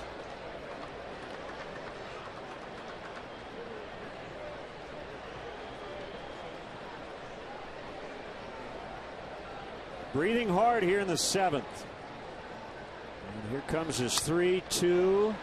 Popped him up. Solarte will watch it drop behind the dugout. Padres bullpen has a .466 earned run average. That's 13th of the 15 National League clubs. If you're Bud Black and you've got Shields on the mound, you're going to ride him as long as possible, but it looks like they're going to get somebody up. And he's starting to labor a little bit with his delivery. Here grunt, I think, as that ball's cut off by Spangenberg, and he gets it.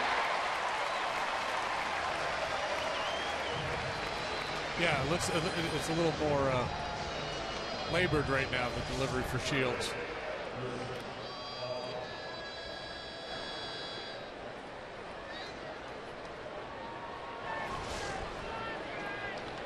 Been a well-pitched, crisply played game. That usually leads to solid defense, and for the most part, that has been the case tonight. Kemp miscue in the outfield, the Bryant error at third. The exceptions. It's Brandon Maurer in the home bullpen. Changeup misses inside to Coughlin. Go-ahead homer to lead off the third.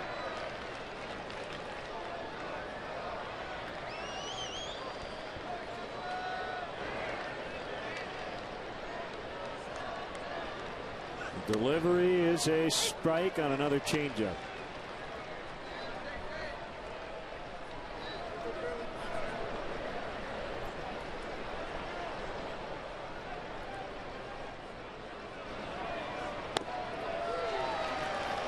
Twins beat the Pirates 8-5 in Pittsburgh tonight. Ricky Nolasco over Francisco Liriano. Glenn Perkins got save number 14. In that loss for the Pirates, Pedro Alvarez hit a ball into a boat on the Allegheny. Did it fly into the boat or bounce into the boat? I don't know. I saw a replay, but it didn't show that part of it. Coughlin saying that's a bad call. Mike Estabrook made it down at third.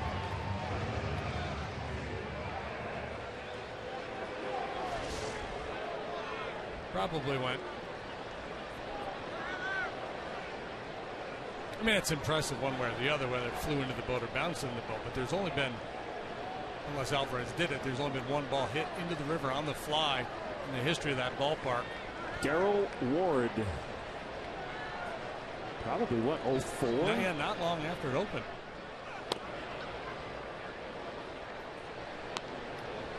And, yeah, the grunt per pitch ratio is really starting to go up here for Shields. That tells me he's definitely running out of gas.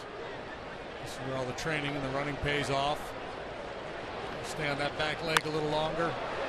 And a ground ball into center. Retribution for Hamill.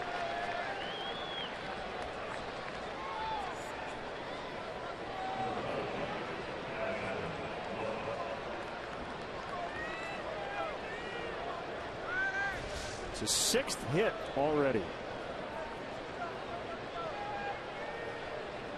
Foot down, hands back. Yep. Stay back on that breaking ball.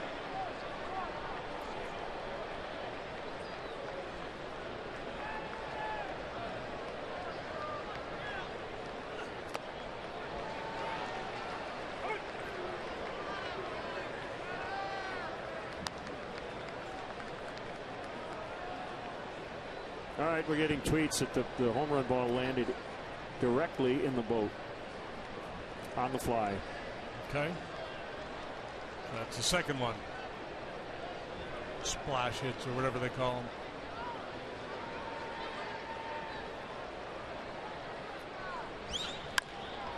Out of the left center, and it's going to drop down. Hamill on his way to third as Upton retrieves it. And he'll have to stop at third. That's a single for Russell. So two-out rally here, setting it up for Dexter Fowler.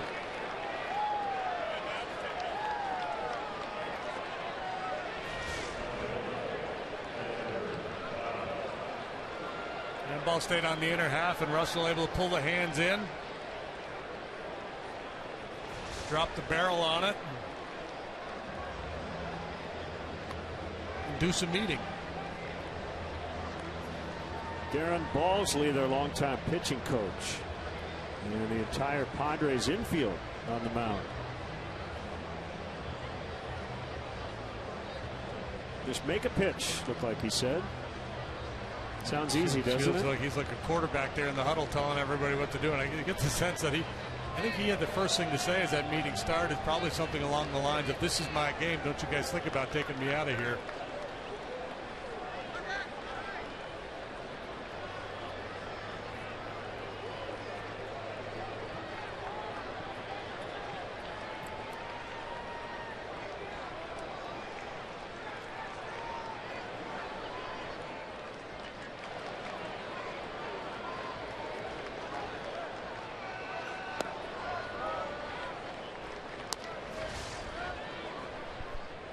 Southwest Airlines, how far did it fly? 399 happy feet. Go to WGNTV.com/contest for your chance to win one of 5 pairs of tickets anywhere Southwest Airlines flies in the United States or Puerto Rico. The movie, I think, wasn't it? Happy Feet? Penguins? Yes, it was. Yeah. Yes, it was. I think it was the third ball into the water. Oh, really? Garrett Jones, maybe? That's what I'm reading. Well, there haven't been many. Let's put it that way. For the longest time, there was just one. Jones must have done it in the last couple of seasons. Wasn't that a song? The longest time? Yeah. Okay. Billy Joel? Yep. Fowler has worked his way into a hitter's count. No guarantee you're going to get a fastball, though, from Shields. Matter of fact, he got a good changeup. One of those guys that can pitch backwards effectively, get you in that count when you're sitting on a heater, 2-0, 3-1. Jump at you. Look at this coming out of his hand. Fowler sees fastball, but it's 84, not 92.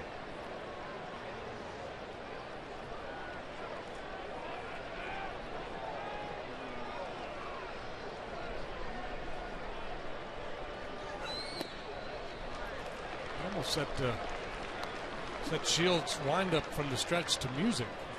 Very elaborate.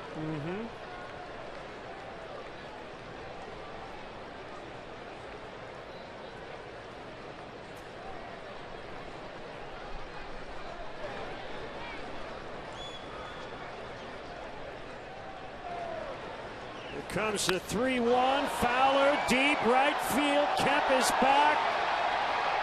And he's got it on the warning track. He gave it a ride, but we remain at 2-1 in the 7th.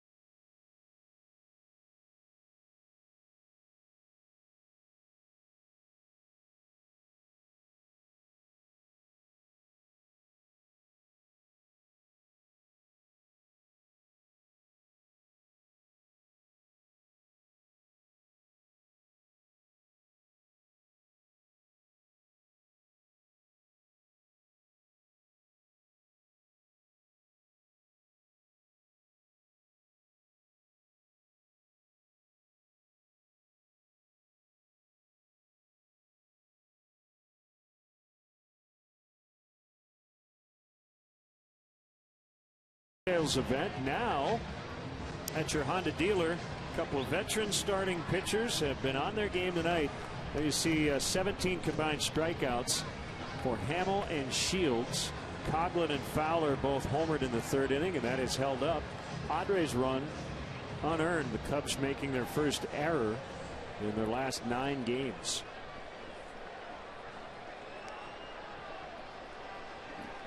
Jason had to run the bases in the top of the inning. See if there's any ill effects as he goes through the middle of the order here for the 3rd time. Kemp fouls away as we get started in the home half of the 7th. Started to swing it a little bit better over the weekend against the Nationals. The Padres dropped 3 out of 4 to Washington. A bunch of runs in that series. The Nationals as hot as anybody in baseball.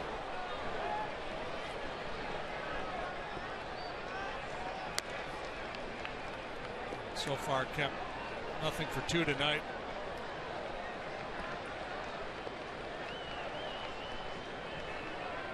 Cool night. Hamill's pitch count in pretty good shape. He's gone 8 innings twice already,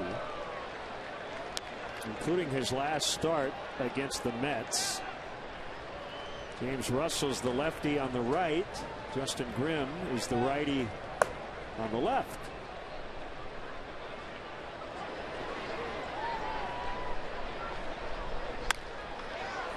Hit hard on the ground and bobbled by Castro. I was going to say hit hard, but a routine play. And you hope that does not open the door here. So errors tonight by Bryant and now Castro. And the leadoff man is on. Yeah, Bryant with a throwing error. This one just got a little deep on Castro. Didn't catch it out in front of his body.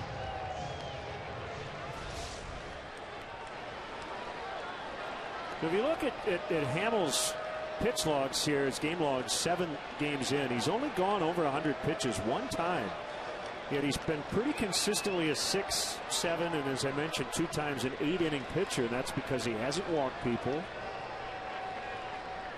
He's really made the other team earn it. And unfortunately tonight a couple of errors have helped the Padres. Let's see if he can dial up another double play ball here. Yeah, the walk rate has just been amazing. And I think it's, I think part of his plan coming into the season was let's be aggressive early for that very reason, so I can pitch deeper into games, give myself a better chance to win, take the load off the bullpen.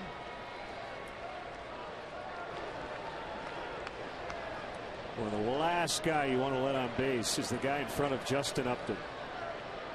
He's already knocked in 27 runs this year.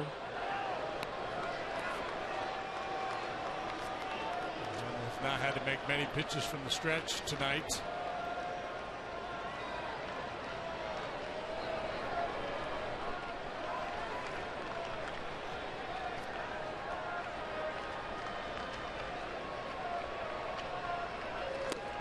Swing and a miss. Yeah, change up a lot tonight. I guess I should say a lot relative to what he normally does. Seen him throw it right on right 2 or 3 times. Tough pitch to execute, but boy, if you can command it, keep it away from a right-handed hitter.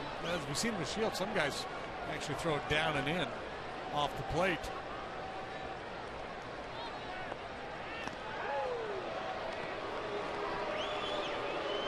Kemp 5 for 5. Stolen base attempts. He had 40 back in 2011. 3 times has had over 30. I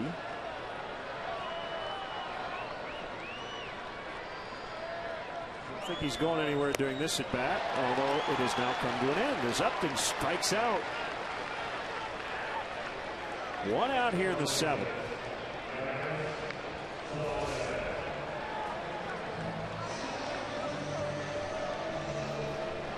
Hamill been mostly good this year, and he's been at the top of his game here tonight. Breaking stuff has been really sharp. You picked up on it early on. Clark's Crew, presented by Jewel Osco, is the official kids club of the Chicago Cubs. Team up with Clark as a member of Clark's Crew and receive kid-specific perks, experiences, and merchandise. Visit Cubs.com/Clark to sign up today. Be part of the fun all season long. Ooh, they got the noise meter going. Yeah. And as always, fans think they have an effect on what they see on the scoreboard. Little do they know that that's a pre-programmed feature.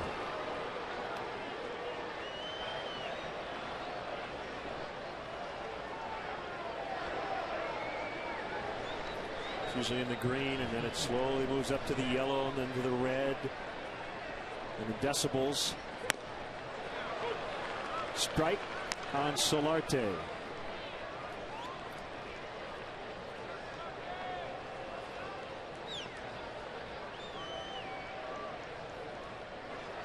Solarte, good guy to play hit and run with, makes a lot of contact.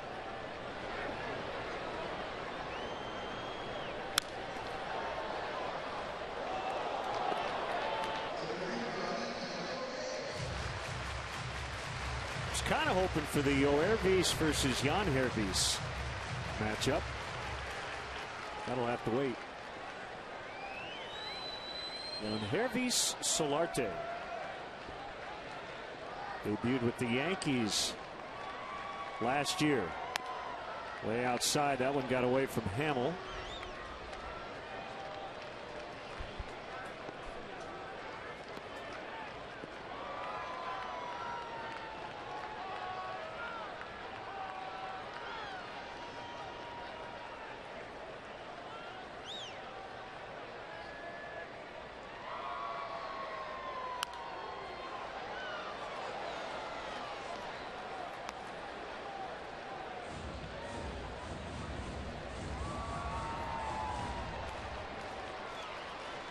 Solarte, switch hitter. This is his better side. He's batting .318 as a left-handed hitter. He was prior to tonight. 1 out of 2 tonight. He has the Padre RBI.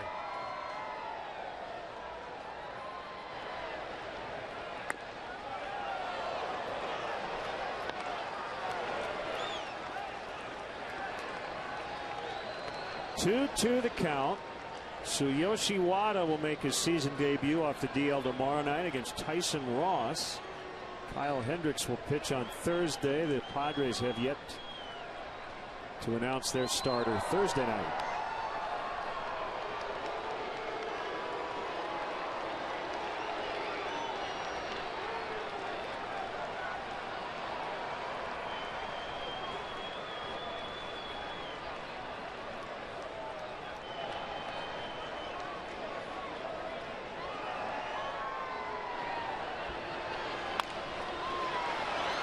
Bryant will get one, but that's it. Ball just wasn't hit hard enough.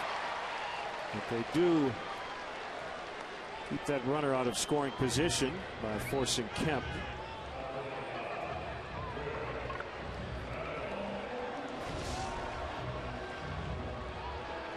A nice read here by Bryant, quickly unloading, and a good turn by Russell. Kemp bearing down on him.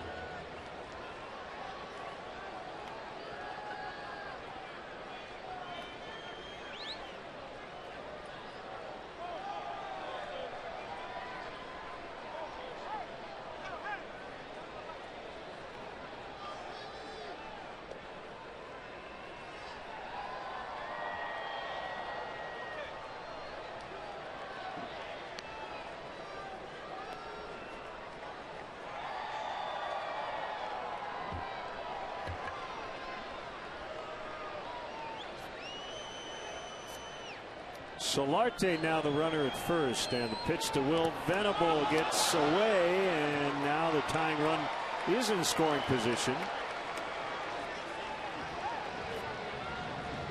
On a wild pitch.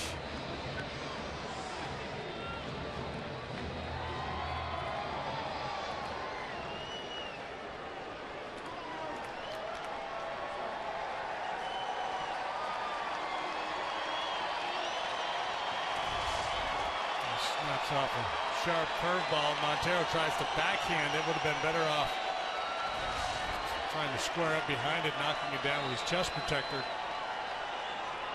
That's a tough one, though. That sharp curveball that far out in front. Tough to contain.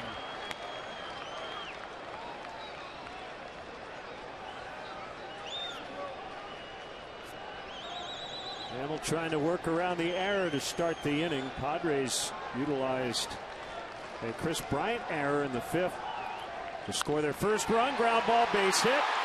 They're going to get another unearned run to tie it up 2-2. Will Venable with a game-tying single. The little things mean so much in a ball game like this. Costly error, wild pitch. Back to the Cubs not taking advantage of the leadoff double earlier in the ball game.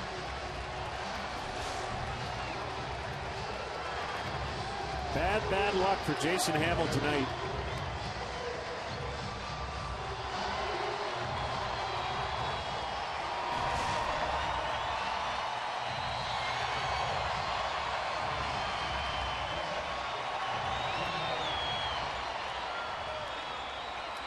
So Jerko now in a 2-2 tie.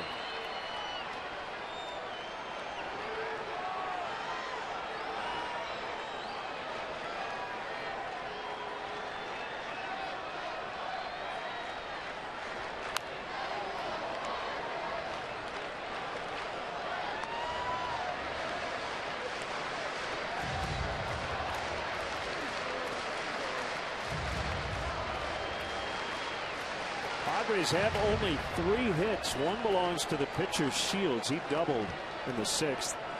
And then the RBI singles by Solarte and Venable. That's it.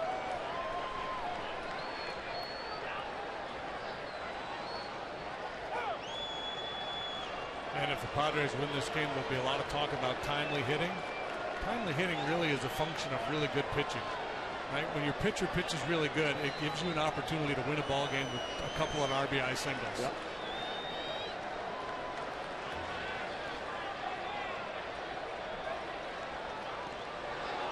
Those 2 RBI singles aren't as timely when you've given up 7 runs. Nobody talks about the timely hitting. Venable very much a candidate to run. Only 1 for 2 so far this year, but limited time. 4 straight years of over 20. From 2010 to 2013.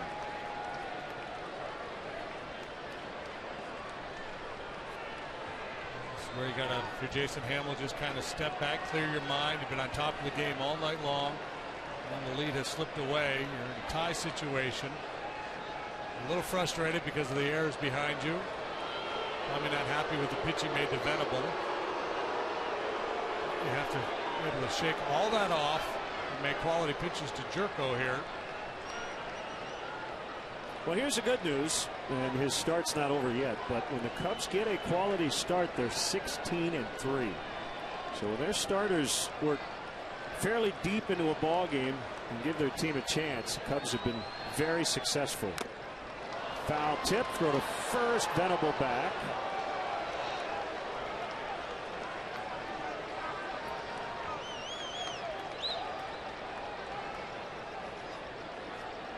Out of the 7 games on the just completed homestand, the Cubs received 5 quality outings from their starters.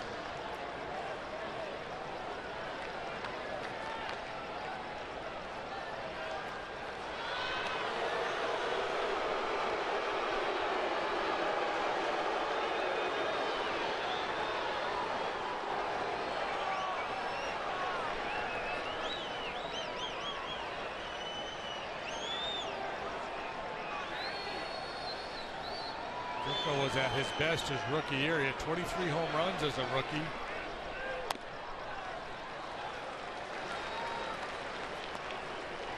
In 2013. He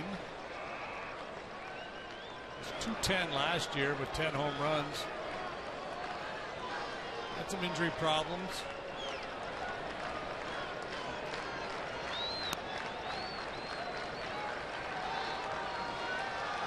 There goes Venable. And he's safe.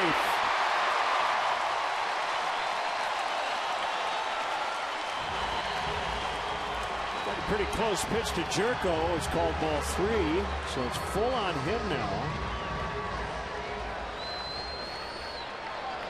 Yeah, that's when, as a catcher, you can't frame this pitch, hang on to it, hope to get the call. You got to try to take a shot at throwing the guy out. Let's see where this pitch was. It was close, just a little bit off the outside corner. Really hard to frame it when you're Montero tough in to that get spot. that call. Yep. Yeah. 3-2 to Jerko, swing and a miss. Hamill pumped up as he gets out of the inning, but they add an unearned run. Both of their tallies unearned. We are tied after 7.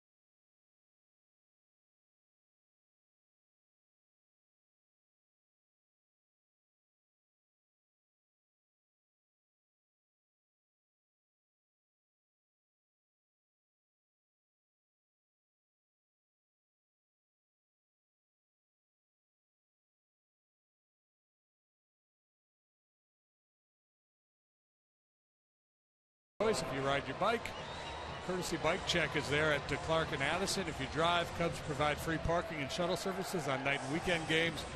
That's located at 3900 North Rockwell. For details, visit Cubs.com.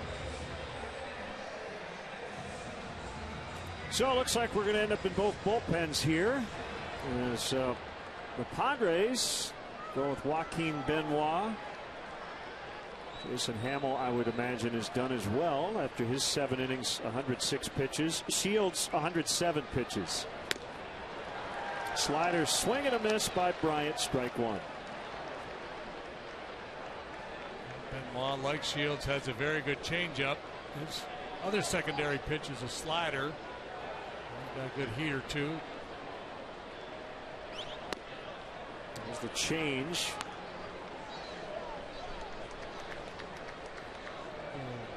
92 to 95 with that fastball. Been around a long time.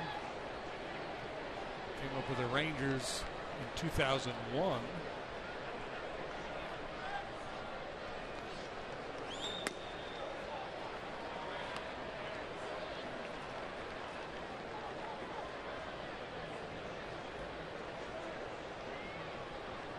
And he's thrown that changeup this year more than he ever has. First time in his career, according to Fangraphs, he's thrown his fastball less than 50% of the time.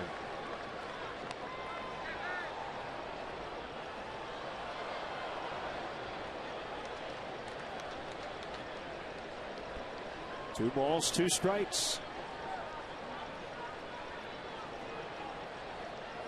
Really good for the Padres last year. His first year in a San Diego uniform, he had a 1.49 ERA.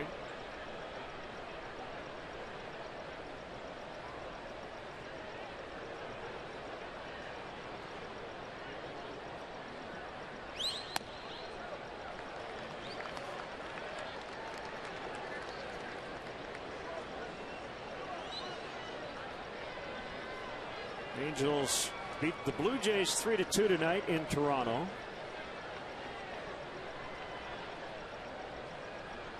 Houston Street got his 13th save. Bryant breaks his bat as he dribbles one to Jerko at second. Close, but they got it.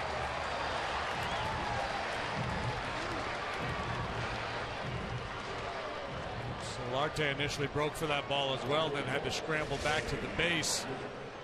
Hustling Chris Bryant made it close.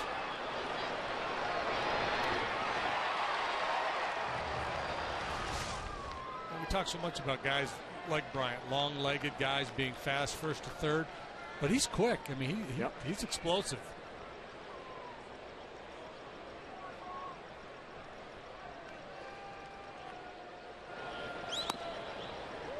Ball one to Rizzo. Hector Santiago got the win for the Angels. David Freese, go ahead sac fly in the 8th. 3-2 over the Jays.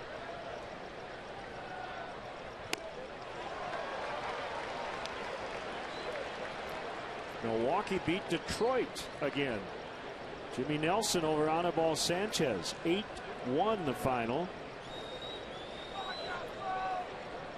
Braun, Lind, Ramirez back to back in the 3rd inning. Ground ball, and the pitcher's got to cover. Solarte got in front of Jerko. Benoit over. That goes 3-1. I think in the shift, normally the first baseman lets second baseman get that ball, but as I mentioned, Solarte hasn't played a ton of first. And a guy who's played in the middle of the diamond, used to going a long way to get ground balls, so that's just in his DNA to get after that.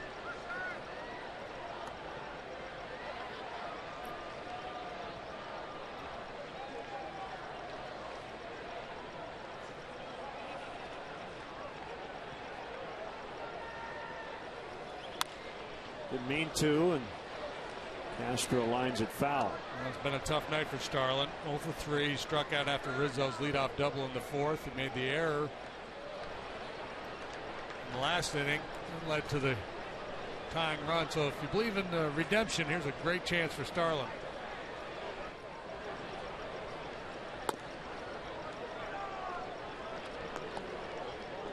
Cleveland cooled off the White Sox, ending Chicago's 6-game winning streak. So the Sox back to 500, 18-18. Trevor Bauer over Jose Quintana. 3-1 Cleveland. Got that one yesterday between those clubs, Sale and Kluber. Yep.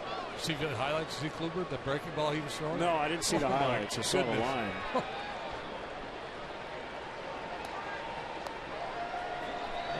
Slurvy, whatever he calls it, breaking ball is unbelievable.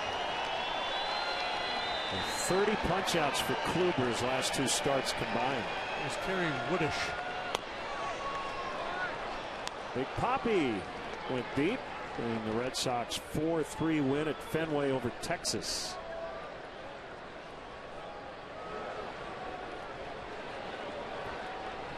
Mike Napoli also homered. Went into that game hitting 162.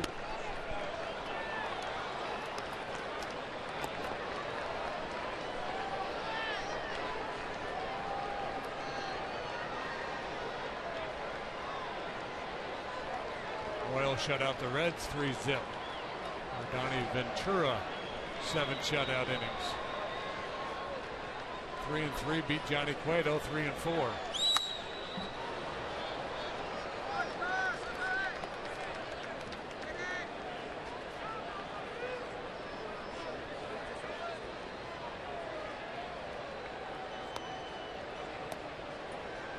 See, Brian Price has moved Billy Hamilton out of the leadoff spot.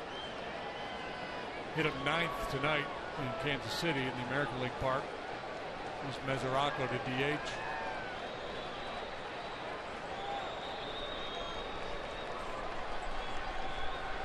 A 3-2 to Castro, and he fouls right at the plate.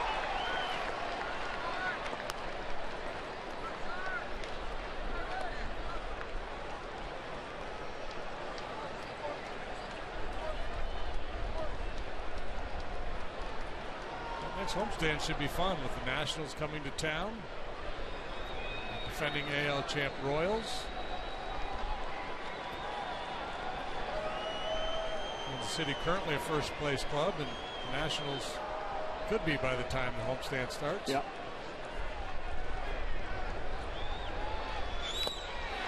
He got him on a foul tip. Long battle. Benoit wins it. And that'll take us to the bottom of the 8th and a 2-2 tie.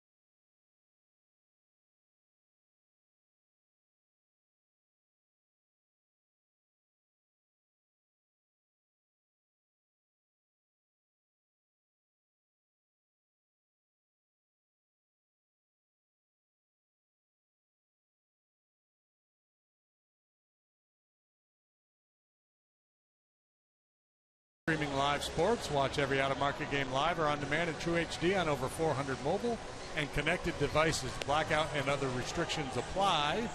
Visit MLB.tv for details. One of 3 current left-handers in the Cubs bullpen, James Russell. Off to a good start back in the organization and up from Iowa recently. And he's been busy, but he likes the work. Yep.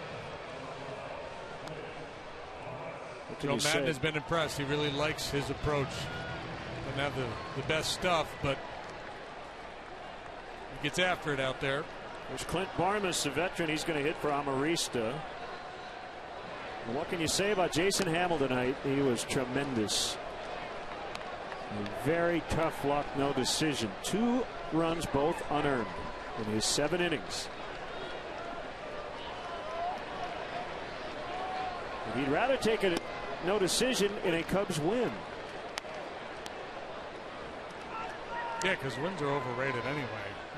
Pitcher wins. Yeah. I mean, if you're a pitcher, they still matter. You know, still one of the things that define you, whether they should or shouldn't. If you're a starting pitcher, you care about them. But yeah, more importantly, I think if you've done your job and your team ends up winning, you pitch effectively. Do your job. Do your job. Tom Thibodeau's line, yeah. In the dirt. Well, if you're wondering, what does the Cubs bullpen look like currently? And it's changed a lot here recently with all these tweaks. So the lefties, Ross Cup, Russell Wood. Closer Rondon, Strope, the 8th inning guy. Justin Grimm. Jason Mott, Edwin Jackson. Mentioned Medina, brought into the organization via trade from Seattle. He's at Iowa. Neil Ramirez on the disabled list. We're talking with Joe today about Travis Wood, and it doesn't sound like Joe would be afraid to use Travis in just about any spot. He feels that way about all of his lefties. Well, there isn't one of those guys you would identify as a loogie, a lefty one-out only guy. Russell's changeup plays well against right-handers. Roscup has that power game that's good against both left and right. You know, and nobody, Russell and Travis, they might fit the profile of that lefty special, but neither one of them have that put-away breaking ball that you're going to count on to dominate left-handed hitters.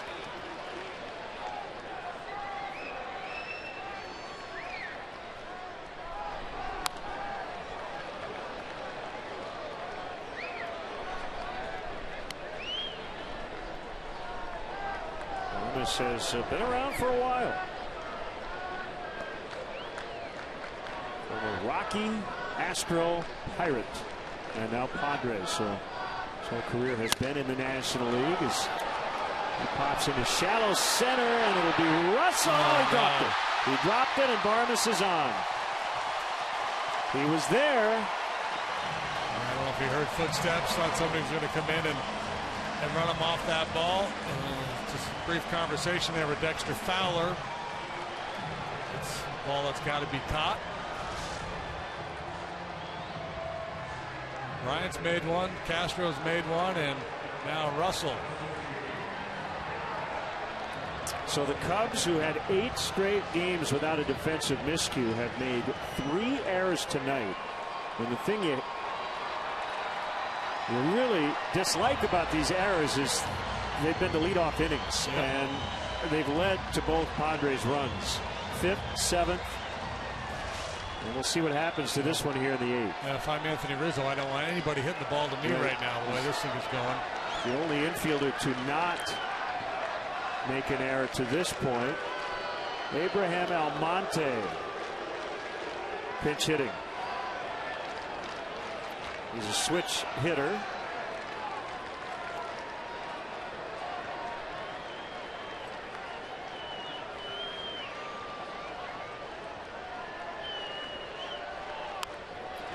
And a bunt that will kick foul. So, they have the run expectancy matrix.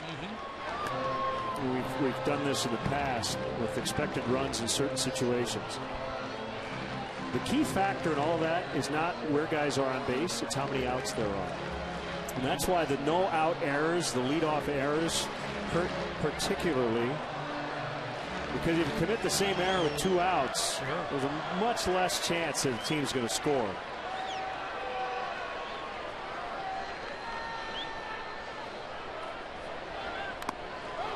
If that makes sense. Yeah. Sure. It's the runner at first, nobody out, versus the runner at second, 1 out. There's an assumption that there's a better chance to get more runs in an inning with that runner at second, but you'd rather pocket the outs.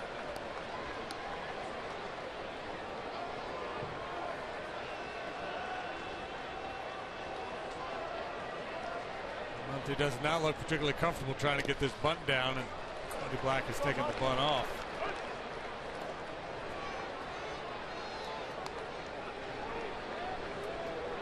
He does have 1 sacrifice. He's 1 out of 3 as a pinch hitter.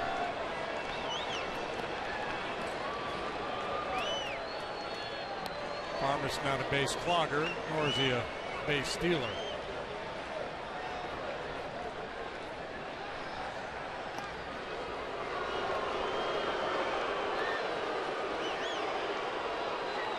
So the first 3-error game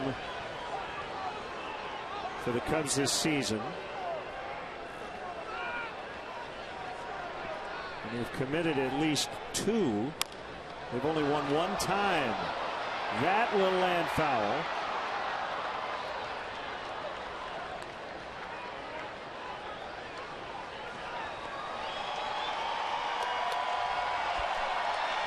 So they're 1 and 8 when they make more than 1 error.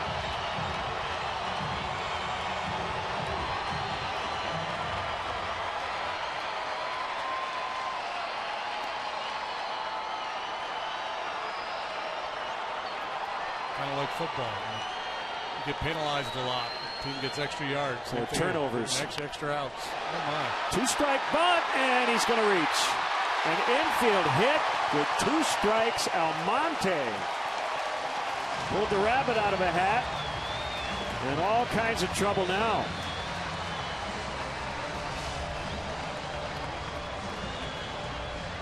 Pitch up in his eyes, and he's able to maintain the angle of the bat.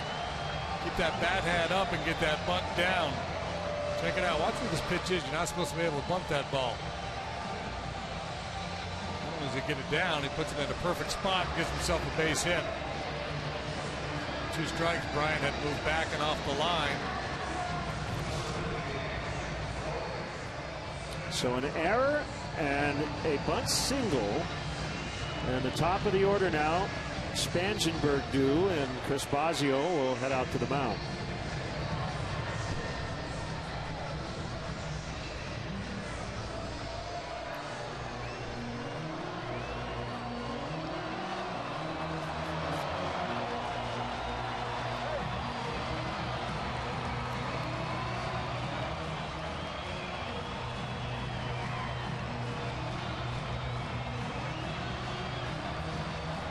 This is interesting. Bosio out talking to his guys how he wants to defend this thing. Buddy Black, who spent a lot of time with Joe Madden with the Angels, he knows what Joe's all about, so he's trying to get inside his head as to how the Cubs are going to defend this. He's talking to his guy where to go with this bunt.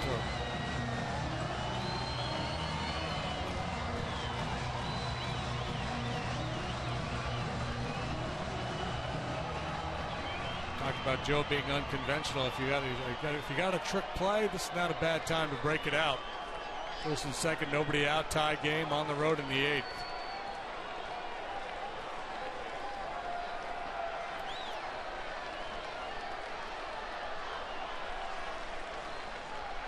He squares and he missed it. Oh wow! He pulled the bat back. Boy, the Cubs bench is livid. I thought he offered at it. Yeah. Boy, Mike Estabrook is getting an earful. And oh yeah, wait a minute. Clearly bunted at that ball. What? Just because he lost the grip? Wow. And then that, and it's foul. Good decision. Should be 0-2. It's 1-1. I'm wondering if Mike Estabrook just didn't see that. Yeah, clearly he didn't. I mean, it's pretty apparent that he bunted at it. Cool-headed decision there by Russell. No play if he picks that ball up.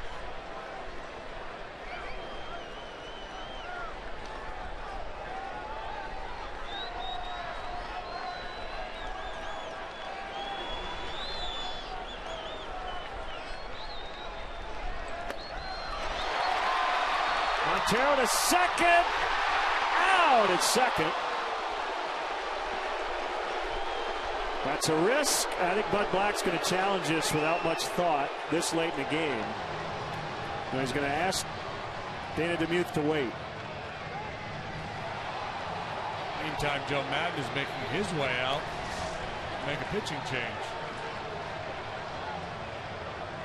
Joe likes to go to second base in these situations. Yes, keep the double play in order. Yep. Out.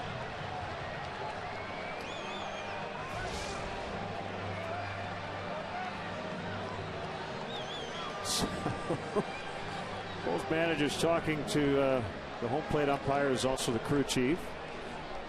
So you can smile in a tense moment. That'll be it for Russell. Here comes Strop. Try to miss a bat here. When we come back, 2-2.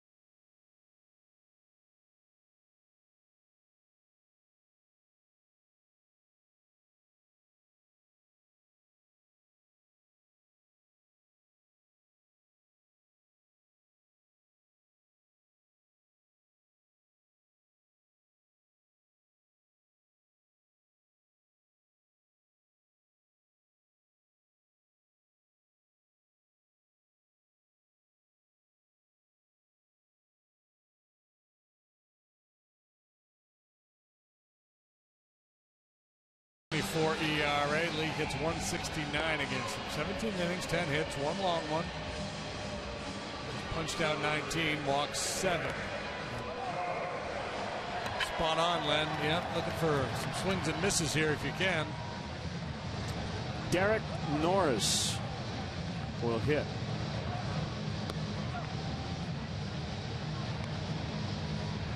By the way, no challenge by Buddy Black on that force out at second.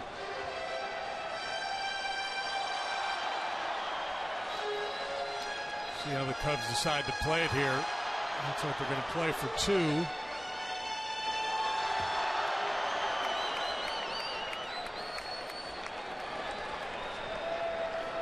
Spangenberg, very good speed at first.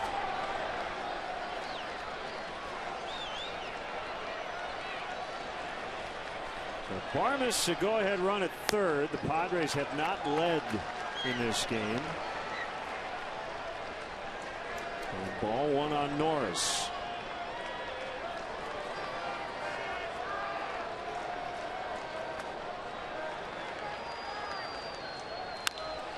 Left field and fair. Here comes Barmes. Here comes Spangenberg, and Norris has knocked in a couple, and the Padres lead 4-2 here in the 8th.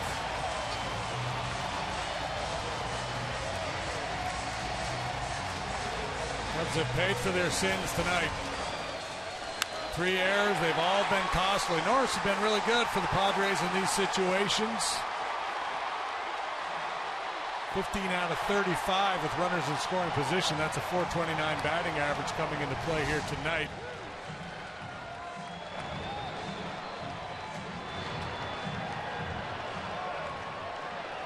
Yeah, the dreaded leadoff man reaching via an error 3 different times. Little pop-up into shallow center field. Almonte gets a 2-strike shoulder high pitch down for a bunt.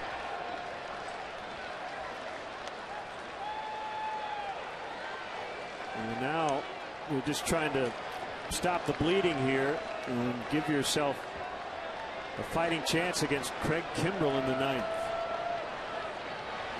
Swing and a miss on a slider by Kemp.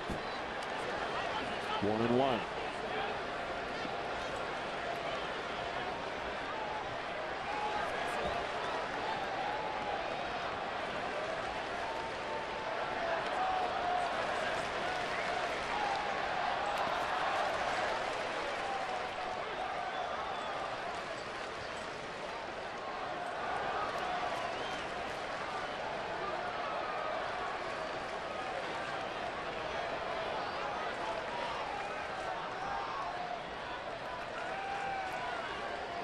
Kevin Quackenbush up with Kimbrell. I would imagine if the score stays the same, it would be the closer. That didn't feel very good. Kemp may have tweaked his back on that swing.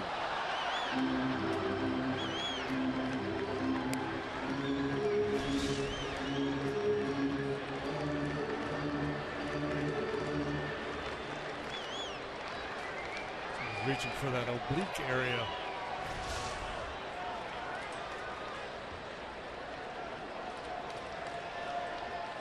Might be a good time for a quick pitch. I can't go the runner on. Yeah, forgot about that. And he got him.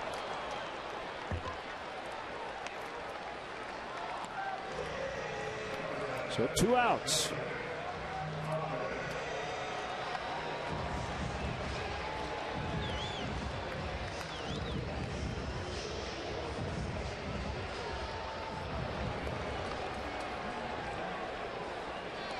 The Blackhawks playing the Ducks. We wouldn't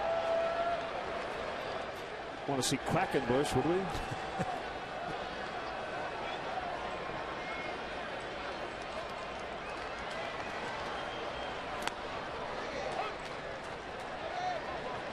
Thanks for the tweet from Rachel on that one. Yeah. Enough quacks being heard in the sports world. 1-0 on Upton. Well, you know, things have not gone along here the way the Cubs would like here in the late innings of this ball game. But aside from that, people bemoan the lack of offense in the game. You take a game like tonight. I mean, this has been a very entertaining game. Well pitched. There's been very critical plays on both sides. Sloppy play by the Cubs, but it's the kind of game where every single play takes on an extra meaning. Yep. 1-1.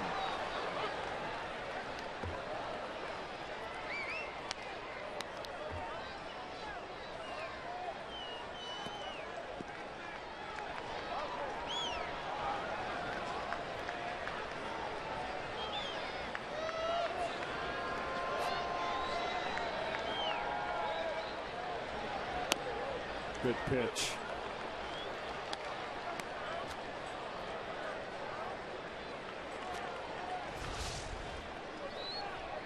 Well, 2 runs charged to James Russell. Getting the unearned run as Upton chases, but can't put this one on the bullpen tonight. And as the defense has failed the Cubs, boy, Upton really upset after striking out. We go to the 9th. It's 4-2 San Diego.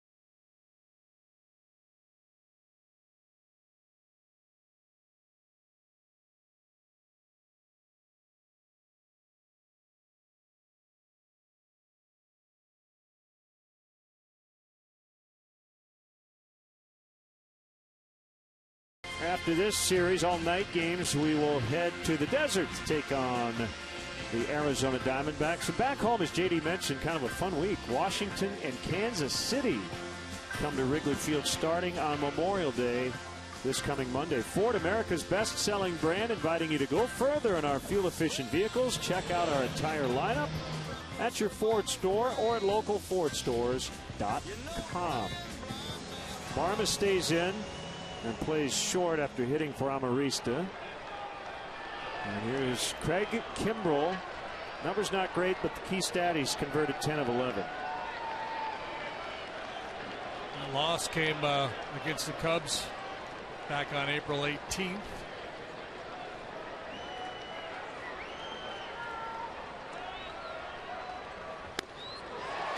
.97 for strike one. He's been able to convert those saves, but he hasn't. You look at his game log, boys. Been touched up a fair bit. Yeah. You usually see a guy like Kimbrell, and you look at the, it's like 0, 0, 0, 0, 0 in the runs allowed, then the occasional run, but he's given up runs in a lot of his outings. 98 that time. Prior to this year, all as a Brave, 4 straight All-Star appearances, and you'd have to say got off to the best start to a career as a closer in Major League history, right? I mean, 2011 through 2014, led his league in saves every year with an ERA of 2 or 1 something. 97, 98, 99 to start this inning. Also has a curveball. That's pretty much it. 2 pitches. From 99, you don't need much more.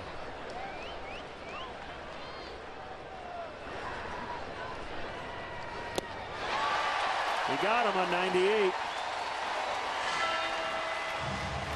like it had a little sinking action on it.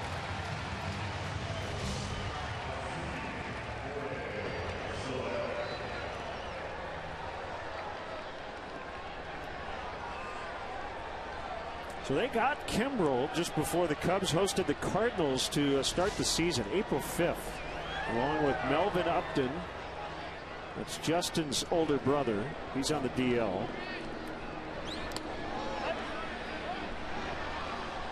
For some minor leaguers, Cameron Maybin, Carlos Quentin,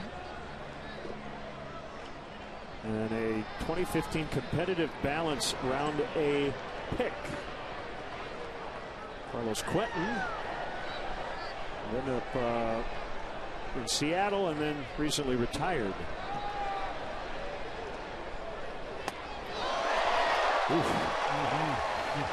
1-1 on Soler. Vicious swing by Soler, but he's got to start it a little earlier and try to lay off that high one. Easier said than done. A nanosecond to pull the trigger here. Gets 98 miles an hour.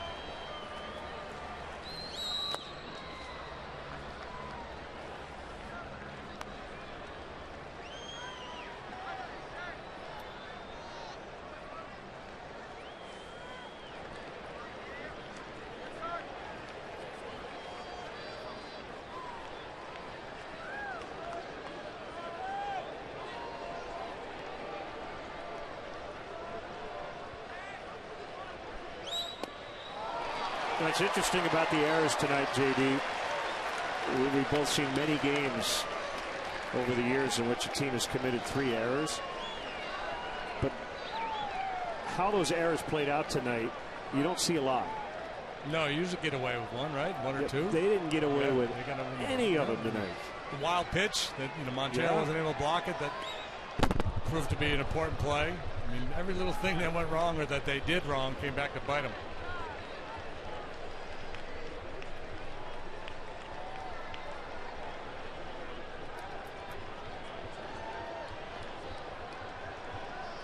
And the irony of it all, the 2 defensive plays in the first inning. Yeah. The first 2 batters, Fowler and Bryant, terrific plays.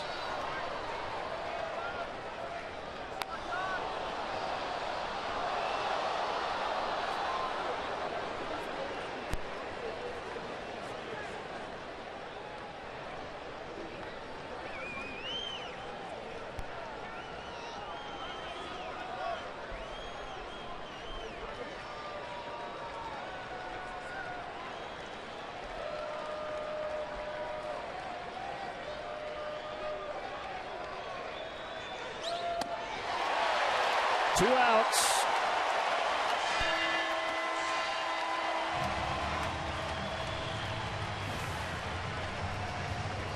You're in charge of planning your next social gathering. Plan a day at Wrigley Field and enjoy special perks only available inside the ballpark. The Cubs offer special ticket packages for groups of 15 or more. Visit Cubs.com/groups. Telling you, when Kimbrel's at his best, deep in an at bat, I think he could just lob one up there at 55 miles an hour, and he'd get a guy to swing at it 3 times. Screw himself into the ground. Eric Gagne used to flip up a breaking ball at 66 on occasion when he was at the height of his powers. Bugs Bunny curve and changeup.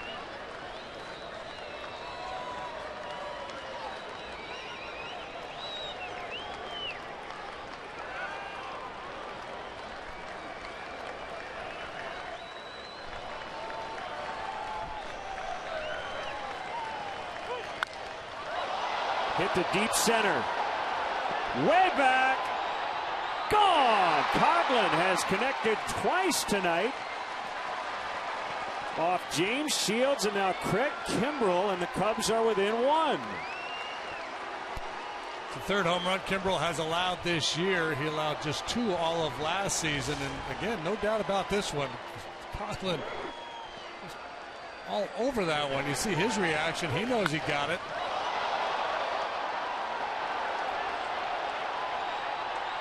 And we'll have a Cub debut. Mike Baxter coming up. Left-handed hitter, veteran guy, 30 years old, just up from Iowa. And began his career in the Padres organization, made his major league debut in 2010. He played a ton in spring training, probably got more at bats than anybody in Cubs camp. Did not do much offensively, but was pretty good at Iowa, and here he is. How about this for your first assignment with your new club? Baxter was hitting .290 with a .377 on base percentage with the I-Cubs.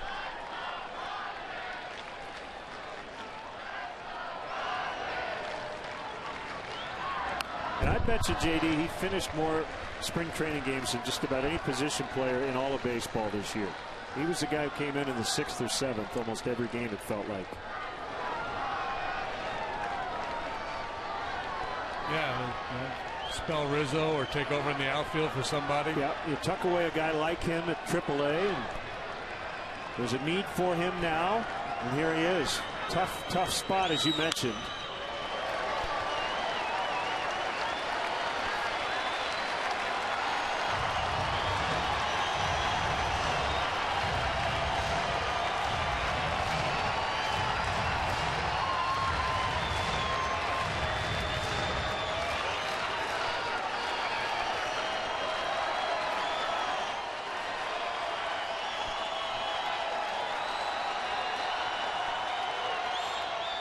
Take.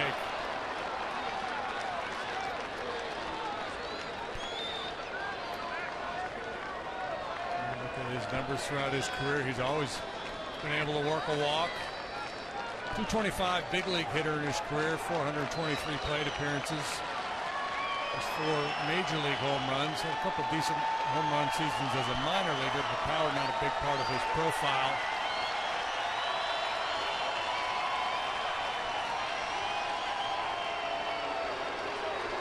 Crowd making some noise. 25,917. And there are a fair amount of Cub fans in the ballpark tonight. 2-2 from Kimbrel. Going to be a tough play for Barmes. Out at first, and if you're Joe, you have to ask, don't you? I don't know. He's thinking about it. I think he had a good look at it from the dugout. Yeah. So that'll do it. As the Padres hang on. And let's check out that final play for posterity, if nothing else. And yep, they got him. Good hustle by Baxter. Tough way to lose. 3 errors. And all those guys essentially coming around to score. So the Padres utilize the Cubs' defensive mistakes. They come back and beat Chicago 4-3 tonight. We'll be back.